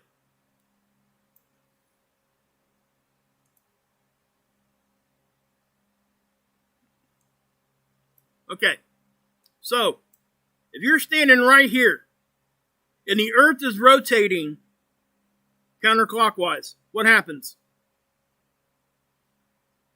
Like if you were standing right here where my arrow's at, you rotate, guess what? The sunlight never hits you at all, period, because you're back here. You're on this side, right here. You never rotate through.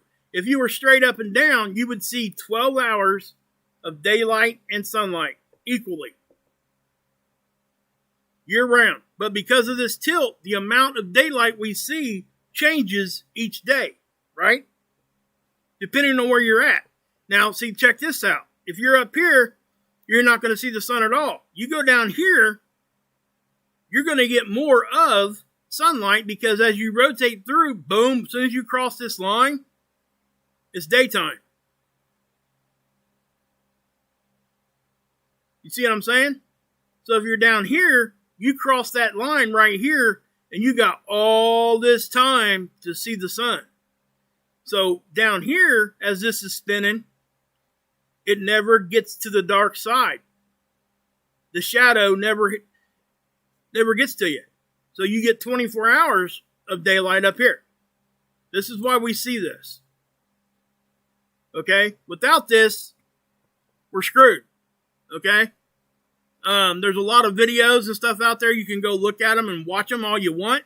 And you're going to see that the majority of the scientists and all the models and stuff say that if we tilted more than 80 degrees, an 80-degree tilt, anything more than that we would not be able to survive it. And let me explain why.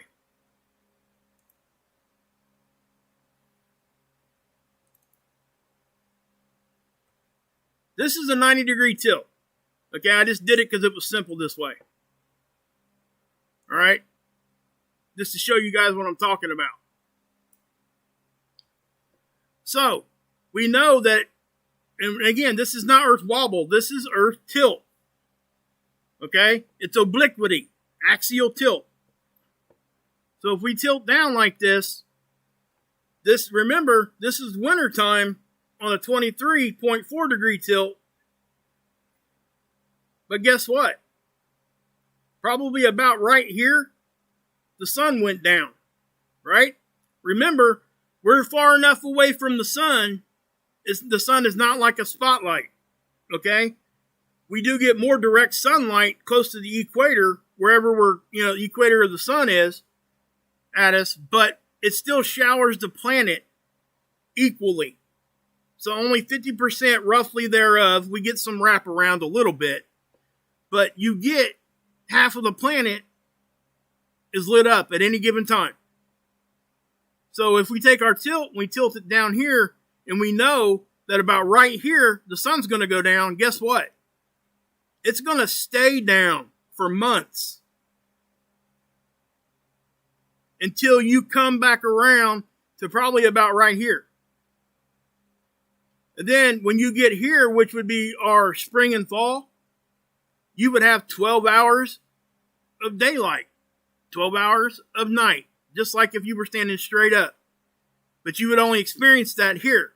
But what I want to point out, this is even more of the point. When the North Pole went into darkness up here, guess what? The South Pole went into the sun staying up.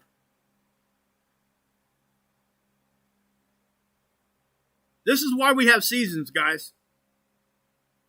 So this is why they say that, if you tilt down to 90 degrees, there's absolutely no way, because it would be uninhabitable. And as soon as this was to happen, nobody on this planet could deny that it did.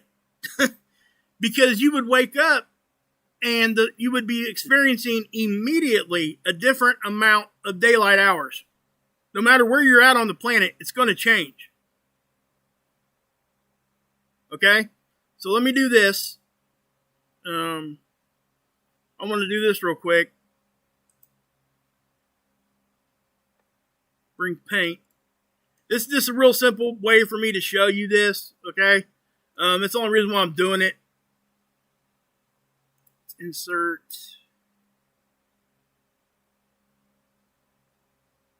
Let's see here.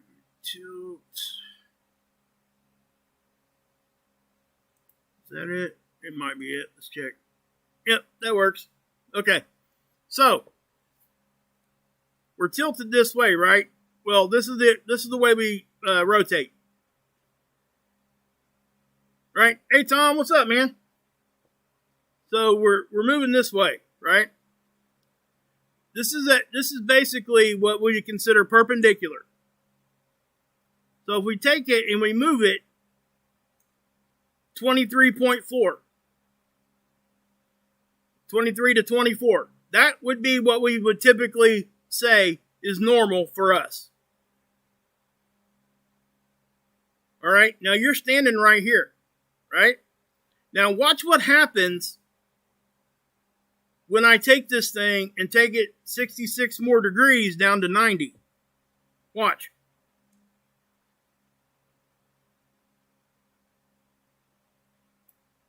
Look what happened. You were here. Now you're here. The Earth's rotating like this. And if the sun's over here, you're no longer seeing the sun ever. Not until you rotate back around. Am I making any sense at all, guys? I hope I am.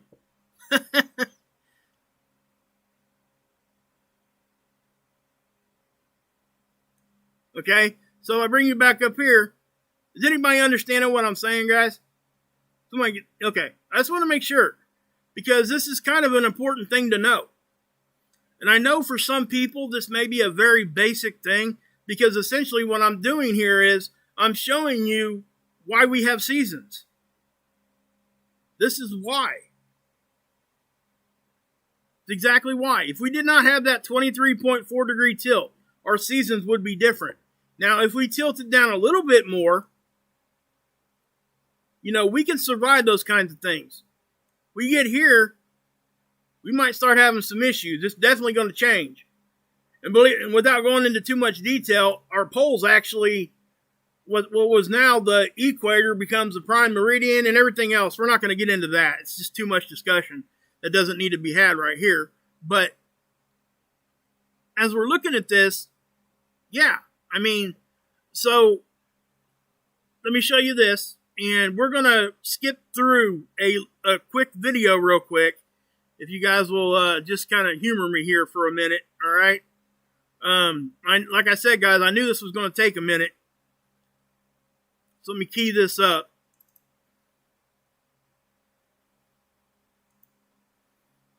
Paused. Okay. Now, guys, what this guy is, I think he's a game builder or whatever, but there's more videos out there on this, tons of them, by the way.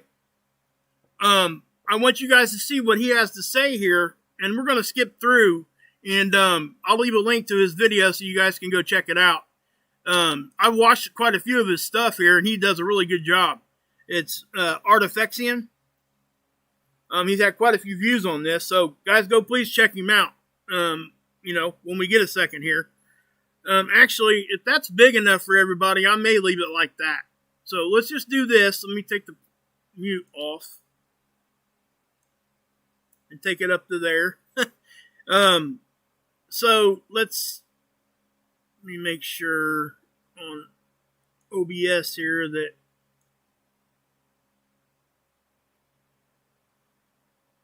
okay, I'm going to turn the desktop audio on so you guys can hear him. And let's do this real quick. And so let me push play here. Interweb, let's world build. So we've built some planets and we've put them into orbit. Now let's start thinking about axial tilt. Why? Because seasons. Also known as obliquity, axial tilt is just a measure of how tipped over a planet is. Okay. I'm going to stop it every once in a while because this is fair use, just so you guys know. On fair use, you got to stop and commentate on it. That way it's not, you just got to do that. You can't just show somebody's video and walk away. I wouldn't do that anyway because I don't think it's right. But, so watch this. Earth has an axial tilt of 23.4 degrees. That is, its rotational axis, the imaginary line running between the poles about which the Earth spins, is tipped over 23.4 degrees with respect to its orbital plane. Okay, he just said everything I just told you. With respect or perspective of the orbital plane, we're tilted at 23.4. Okay, he said it a lot quicker than I did, but, okay. This tilt for half the year angles one hemisphere towards the sun and the other away from the sun. The hemisphere angled towards the sun will receive more direct sunlight, making it summer there. Temperatures are warmer, days are longer, and nights shorter. Simultaneously, the other hemisphere receives less direct sunlight, making it winter there. Temperatures are cooler, days are shorter, and nights longer. Year-round, the direction of the Earth's tilt doesn't change, so 6 months later, the situation is reversed. When neither hemispheres angle towards the sun here and here, the Earth receives even heating, making it spring in one hemisphere and autumn in the other. Okay? Basically, he just told you spring, summer, and winter, and how everything I just showed you guys. So let me take you here. I'm going to skip up here because I don't want to bore you guys. Slightly, others, like Earth, a little more so. Okay, I think he just touched on something I probably needed to touch on. This right here, this is the wobble that everybody talks about. Like I just said. Right? Axial procession, I think is what they call it, is the official name. This is what he's saying. Now, these are the rest of the planets in our solar system. For the most part, a planet will rotate the same direction as its parent star. Okay, now there is anomalies to that. Our sun rotates counterclockwise, so do we. All right, so let me take you forward past that. Can range from 0 to 180 degrees. So if we're building a planet, all we need to do is pick an angle between 0 and 180 degrees and we're done, right? But it's never that simple. First step is to ask yourself what sort of sunrises you want your planet to experience. See, between 0 and 90 degrees, a planet is said to have a prograde spin, i.e. it spins in the same direction as its parent star. In our solar system, that happens to be counterclockwise, so on all of these planets, the sun rises in the east and sets in the west, just like it does on Earth. Between 90 and 180 degrees, planets will have retrograde spins. So on Venus, for example, the sun will be all backwards, rising in the west and setting in the east. Next to See, that's what he's talking about there. He said everything I just said. Whether or not your planet will be inhabited by carbon-based, bipedal, humanoid life forms. According to Stephen Dole, delicate sacks of water like us could... Okay, you see this? These are respectable scientists and stuff. I'm not sure. Stephen Dole, a lot of us have heard him. He's talking about, what can we survive? What kind of tilt can we survive? Couldn't tolerate living on planets with more than 80 degrees of axial tilt. So for habitable worlds, choose values between 0 and 80, or 110 and 180, depending on your desired spin. Lastly, consider the type of climate you want. Scientists have run various simulations of the Earth at increasingly higher tilts, and a few common trends emerged. In general, the higher the tilt, the warmer the planet, and the more extreme its seasons will be. Okay, you guys hear that? The higher the tilt. In other words, he's talking about the closer the tilt gets to the equator or equatorial or orbital plane, right down through the middle. Okay? So the closer we get to that, the warmer the seasons would be, and also I think probably the colder on the other side they would be. We would see bigger extremes. High tilt worlds have less permanent snow and ice cover, less humidity resulting in less cloud cover, and decreased albedo, i.e. high tilt worlds are better absorbers of light than reflectors. So consider these three parameters and choose an axial tilt that meets your requirements. Got it? Cool, let's build. So here's a star and a planet and its orbital plane running through both centers. Let's give this guy an axial tilt of 40 degrees, say. Meaning we mark off 40 degrees from the line perpendicular to the orbital plane, like so. This is the planet's rotational axis. Let's say our star spins counterclockwise, so our planet will also spin counterclockwise. The equator is the first of 5 major lines of latitude we'll need. Okay, he's pretty much talked about what we were just talking about. I wanted to bring that to you and show you guys that. Now, he goes a little bit more into detail, and I would encourage you guys to see that. To see what he's doing here. He's showing you guys that depending on the tilt, that determines how much sunlight you're going to see. At a 40 degree, if you're standing right here, you're going to stay lit up for days. Here. Okay? Because we're rotating this way, right? So until we get past this line, which would be about right here, you're not going to see any darkness. And then vice versa, it would be the opposite up here. Okay? It's just, yeah. When I seen this, so and in this case, it just kind of hit me. Midnight sun I was in like, cities as far south as Prague, with most of Northern Europe being within the Arctic Circle. Here's a year on a world tilted. Okay. This is something that I probably should have showed you already. This is a world that's tilted at 40 degrees. And this is going to show you the sunlight. Watch. 40 degrees. Note the wider temperature swings and the differing path the sun takes as compared with the earlier simulations of Earth. Okay, so I'm going to pause that because this is the sunlight angle. Also, the temperature here is changing. So if I back this up, I think he showed one at 23 before this. I can't remember if he did or not.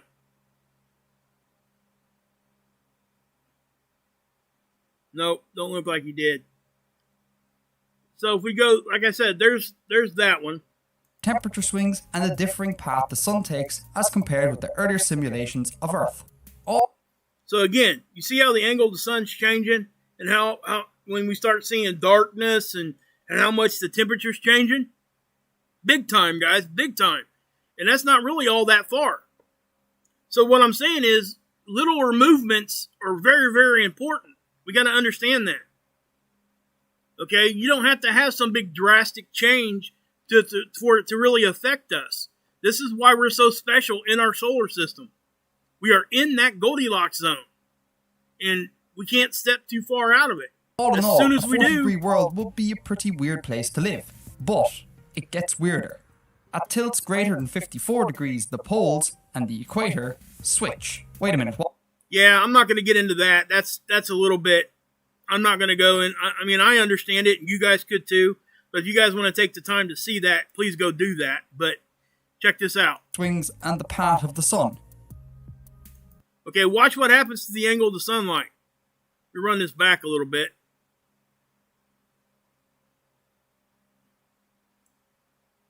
Watch this right here. Temperature swings and the path of the sun. Now, planets with exactly 0 and 180 degrees of axial tilt are special. Why? Because no tilt means no seasons. Day and night will always be of equal length on every part of the planet. Therefore, tropic and polar circles can't exist on a zero tilt world. Rather, such worlds would be subdivided into climate bands. A permanent hot zone around the equator and a permanent cold zone around the poles, with a temperate band in between. The planet would look like this all year, every year, until the end of time. Now, 90-degree worlds also lack tropic and polar circle. Okay, so check this out. This is what I was trying to show you guys a minute ago. But they do experience seasons. Crazy ones. At 90 degrees of axial tilt, a planet rolls around its star on its side. For half the year, one hemisphere will be aimed directly at the star and the other directly away from the star. Such a planet would literally be hell to live on. The day-night cycle would be equivalent to the seasonal cycle. That is, when it's summer, it's daytime, and when it's winter, it's nighttime. Did you guys hear that? Okay, so if we're tilted 90, if we were to tilt down that far to 90 degrees, like perpendicular, you know, I don't know, Juana. That's something that we could, you know, if it did, you know, if we tilted 7 degrees, we wouldn't have to question whether or not it did. I guess that's my biggest thing. And that's what I'm trying to tell you guys. That the fact that there's still, none of us are seeing more daytime hours or more nighttime hours than what it was different last year. Okay? Or 10 years ago. Or 20 years ago. Or 30 years ago. We're still having the same amount of daylight hours. Now, I'm not talking about temperature. I'm just talking about the time that the sun's in the sky. That's it. That's all I'm saying. So, if you take us from 23 and you move us 7 degrees to 30, your daytime hours are going to change. And quite drastically. And your nighttime hours. This is what I'm trying to say. It doesn't have to move very far for us to, like, have no question that something happened and it was wrong. Okay? And that's what I'm trying to say. That's all I'm saying, really. With each roughly being half a year long. One hemisphere burns in constant daylight while the other freezes in perpetual darkness. Half a revolution later, everything reverses. Hell literally and periodically freezes over. During spring and autumn, things would be a little more terrestrial. Day and night would be of even length, and the temperatures would be more moderate-ish. Kind of like this. Okay, I'm going to run this back. You see this X? There's an X on the planet here, right here he's got. Hold on.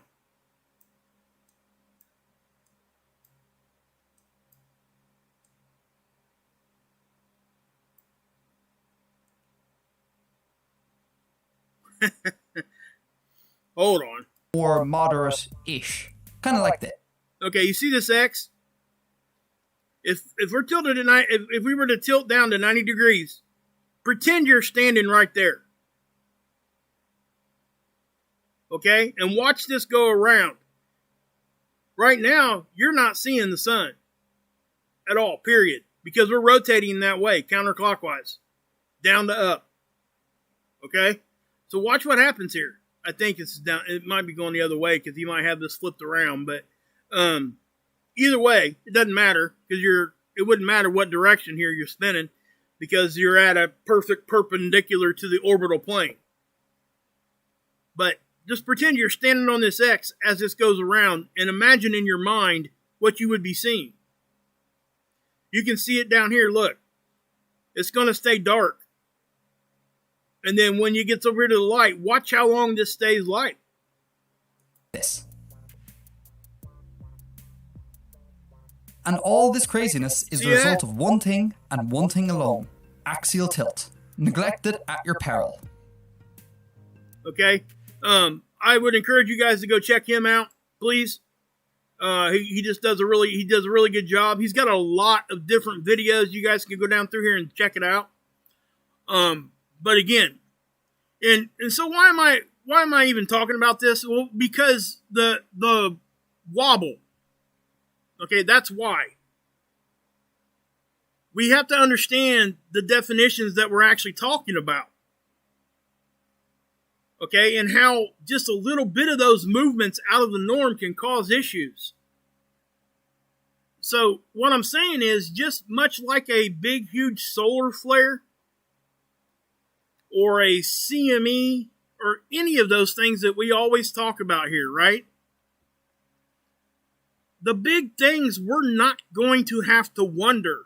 There's not going to be any question when it happens. When you're talking about a significant wham, a smack across the face, whatever it is. It doesn't, the big things you're not going to have to question. Because it's just going to happen and you're going to know. I mean, I'm talking like right now.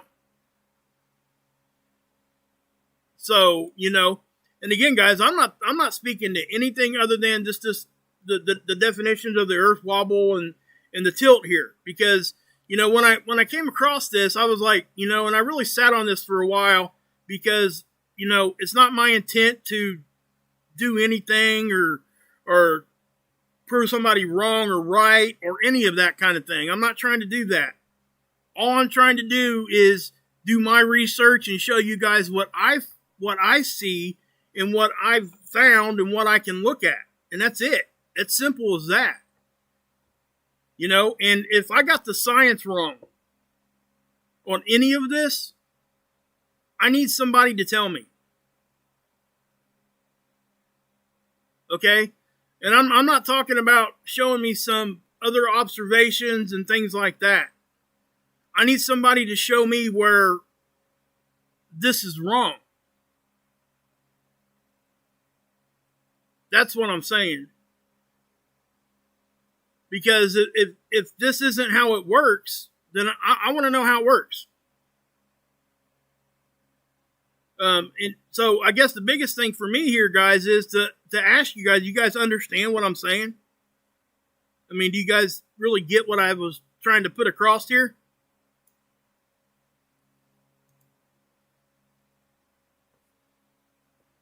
I hope you guys do. I mean, I really do.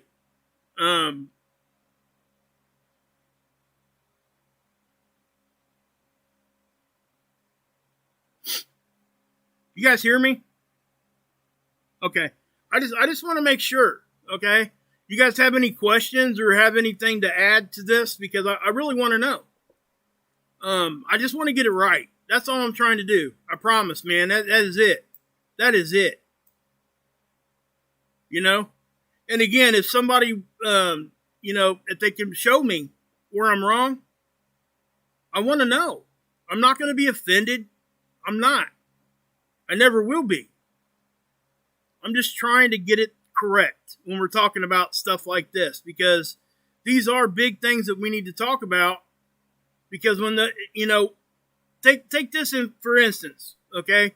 When we talk about certain things happening, like the pole reversal, the magnetic excursions, the whatever we're talking about that can have big effects on us very, very quickly. You can go back in the historic record, you go down through all the sedimentary layers, and there's certain things that they can't explain. Right? Like, why do we see stuff that we see now at the equator? Why did we find some of that stuff like at the South Pole or the North Pole or whatever? Those kinds of things. All that does is it just points you to the fact that we weren't always in the same position that we are now. So why do we think that we're 100% going to stay this way now? What makes us think that we're special is what I'm trying to say.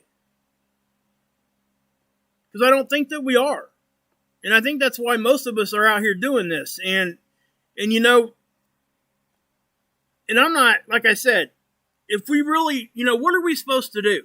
We're supposed to take an idea, look at it for ourselves, try to figure it out for ourselves, listen to everybody around us.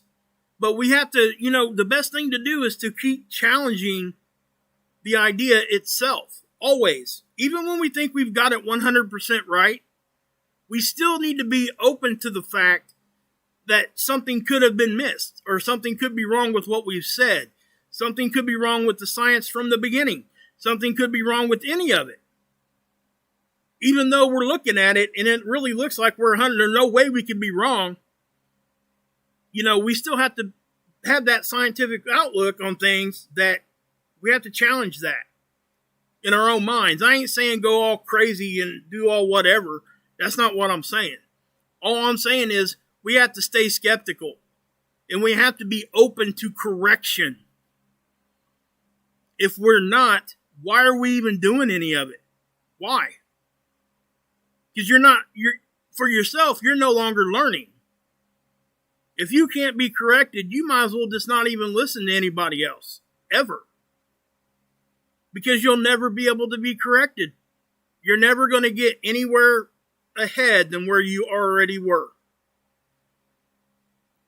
So that, and that's really where I'm at with this. I'm just going to be honest with you guys, okay? I really struggled even doing this at all. Because there's a lot of arguments on both sides of what I just showed you guys. Okay? And I'm not trying to say anything about any other observations. All I'm telling you is that from what I can see and what I've researched here, as far as it goes with the Earth wobble, and knowing what that actually is. So let me take you here real quick, just to reiterate what Earth wobble is one more time with the definition, okay? It's not obliquity, that's our tilt. Earth wobble is this, and it's in respect to a fixed star, okay? We're wobbling. Our tilt, here, you know what? I think I do have another thing that would show it to you better. Where'd it go? Come on. I know I have it. Is this it? No. Daggone it.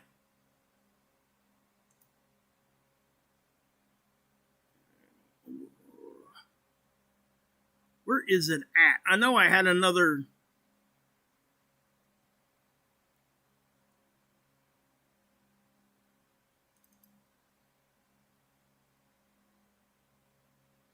No, that ain't it either. Anyway, let's just go back to the definition here. Sorry, guys.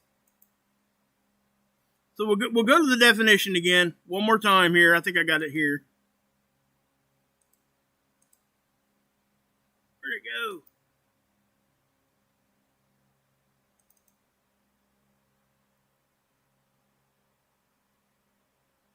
So when we're talking about tilt, that's going to be obliquity, okay? And remember, look at the tilt.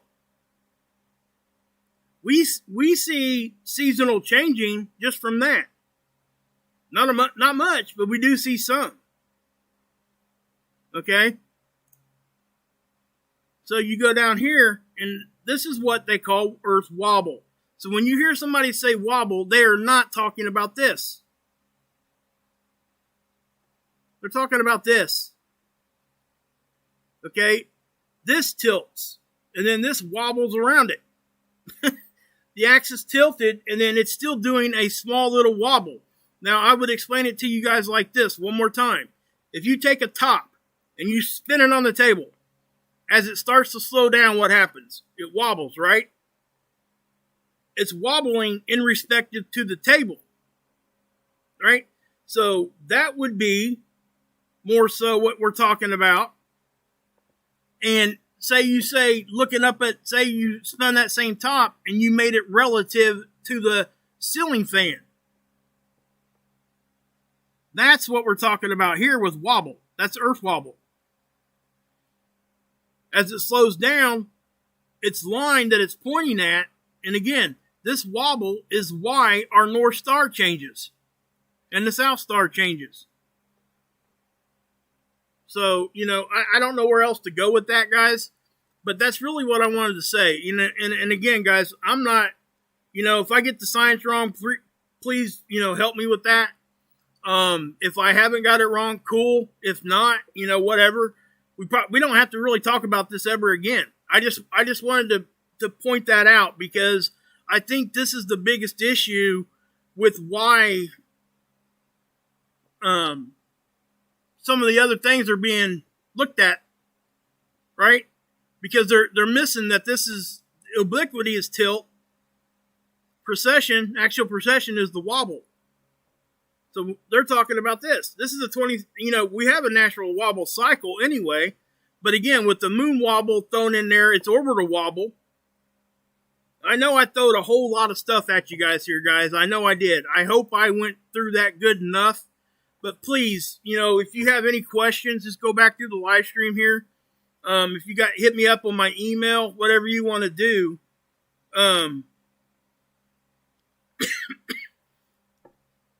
Yeah, I mean, and you're kind of right there, Google. But at the same time, it's happening at a specific time that they are predicting, global flooding. Now, could things get worse or better? Of course. We don't know the future. We don't know exactly what's going to happen. I'm not claiming to know 100% of anything, ever. And I don't want to cause issues with anybody. That's never my intention. So with that being said, I would also say this. Anybody that wants to go down into my comment section and attack anybody else, we all know how that works out, right? That's not going to happen. I won't allow it. That's just not what I do here. Even if let me say this too. Please just don't attack each other. Okay? And guys, I have to be honest on this too. I'm getting to the point where if it's a personal attack on me, like where it's attacking, me personally and not just what I talked about, like if you're calling me names and all those kinds of things, typically I'm okay. I mean, I can deal with it and move on. But I have to be honest. It's starting to really, get to me a little bit. And the more I see it, I'm probably just going to start booting those people too. So if you want to call me names, that's going to be it. I mean, I'm not going to, I'm just not going to do it. I can't handle that negativity anymore. And I know it sounds like I'm a wuss or whatever. You can attack what I said all day long. I'll even have you on my show. You can come on here and tell me how I was wrong all day long. I will do that. You want to do that? Hit me up. I'm trying I'm trying to start that second channel. It's called Say It to My Face, obviously for obvious reasons there. And up to now, I've not really had anybody, and I mean anybody, want to come put their idea out there and be criticized with the other side of it at the same time. Or be challenged. I don't want to say criticized, just challenge each other in a respectful conversation. Nobody has come to me and said, hey, can you set me up with this or set me up with that? Nobody. So if you guys have ideas and you want to step out from behind keyboards and all those kinds of things, and you want to put yourself out there kind of like what I do every time I come out here, hit me up. My email's in the description box. It's one of my mods. If you guys got my email, you guys can drop it in the chat box there if you would. But again, guys, listen. I just want to get it right. That's all my intent ever is. I could care less who's right or wrong. And I want to say this one last thing. That at the end of the day, we don't have to defend the truth. Because the truth will defend itself. So, it doesn't matter if I think it's right or wrong. What matters is if it is right or wrong. And at the end of the day, we're going to know eventually. I try to, Arizona. I really do. I try my best. But, guys, let me tell you something. I get attacked a lot. The position I'm in right here, and let me tell you something what's different about what I do and what other channels do, is I don't go after either side. So what does that do? That breeds, thank you, Carolyn. There's my email, guys. My new channel, by the way, guys, is called Say It Ain't So, or Say It to My Face. I'm sorry. Say It to My Face. If somebody wants to drop that in there too, it's in my description box. Go give that a subscription. I haven't got any content over there yet, but I'm hoping to. But, I forgot where I was going. Sorry, guys. I want to get it right. And that's where all this comes from. That's it. I really think that, I don't think I got this wrong. I really don't. And if somebody can tell me where I got it wrong, please tell me. I want to know. Oh, okay. Yeah, I remember where I was at. My channel, guys, I don't go on one side or the other. So what's that do? What that does is it opens me up to attack from both sides. And that's exactly what happens. Unfortunately, people get so upset and they really come at me pretty hard sometimes. And some of you guys, the bigger stuff you guys never see. Because either I get it out of the comment sections real quick if I see it, or it comes to me in an email. I've had some really nasty things done, just like anybody else on the internet. I don't talk about it because I don't typically think that it deserves my time. Oh, really?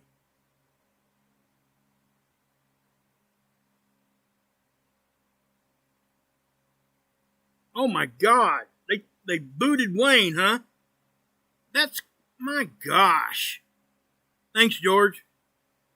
Watch with Wayne, guys. Go check him out on Twitch now, I guess. Wow. You can drop the link there too, guys, if you want, George. If you want to drop that, you can. Wayne's new stuff. Wow. Guys, and that's the thing. I hate to say it like this, but the fact of the matter is we cannot say certain things or do certain things, or what little bit of a voice we have will be taken from us.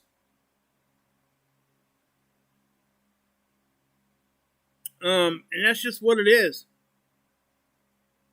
And I made a decision a long time ago to try to keep my voice as long as I could, but at the same time, show the truth in a way to where I don't really have to say those things. And it's hard to do.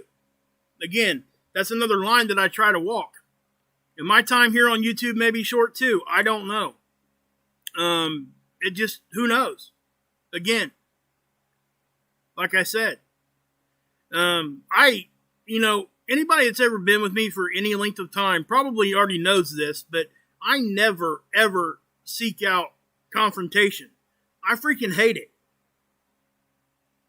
I think you guys know that. I wear my feelings on my sleeve when it comes to those kinds of conversations. I can't stand it. I cannot stand, arguing. I can't stand all that comes with it for a lot of reasons. Obviously, it stresses me out, but at the same time, nothing ever positive comes from that. If what you said is actually what it is, you don't have to defend it. And I see so many people out here start fighting with each other, and then all of a sudden, that's all that they're doing. They're not even talking about anything. They're just fighting with each other. That becomes the content. And I caught myself, and I talked about this before a little bit, but I caught myself watching some of those channels just to see who was screaming at who. And I'm like, man, I don't want to be a part of that. Once I realized that, I quit doing it. If I want to see some drama like that, I'll go watch Big Brother. You know what I mean? I don't need any of that, and I won't participate in any of it. I just won't. But yeah, guys, so, at the end of the day, guys, go give everybody some love. Go over to, I'm not sure if Mark's still live or not. I'm sure he might not be. He usually streams for an hour or two now. Mark Pires, Renaissance Man. Always shout him out. He's my brother. Go check him out.